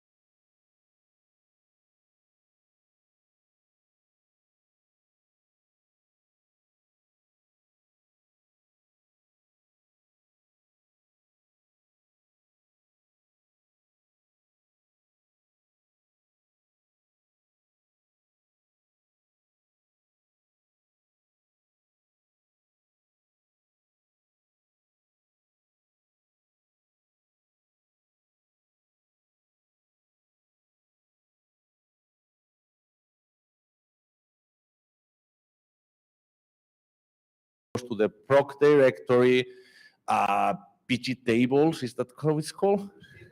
VM core info, it does all sort of tricky things, to get the information from the kernel that it needs to work. This is not a Python library, but okay. So at the other side, you have the Dragon helpers, which are Python grabbers, abstractions, right, of the kernel data structures, right? Like linked lists and that kind of stuff. This is accurate, okay. So, nice, really nice. But this is what I propose instead, right? So, you have VM Linux, the same thing than before, and the K-core, for example.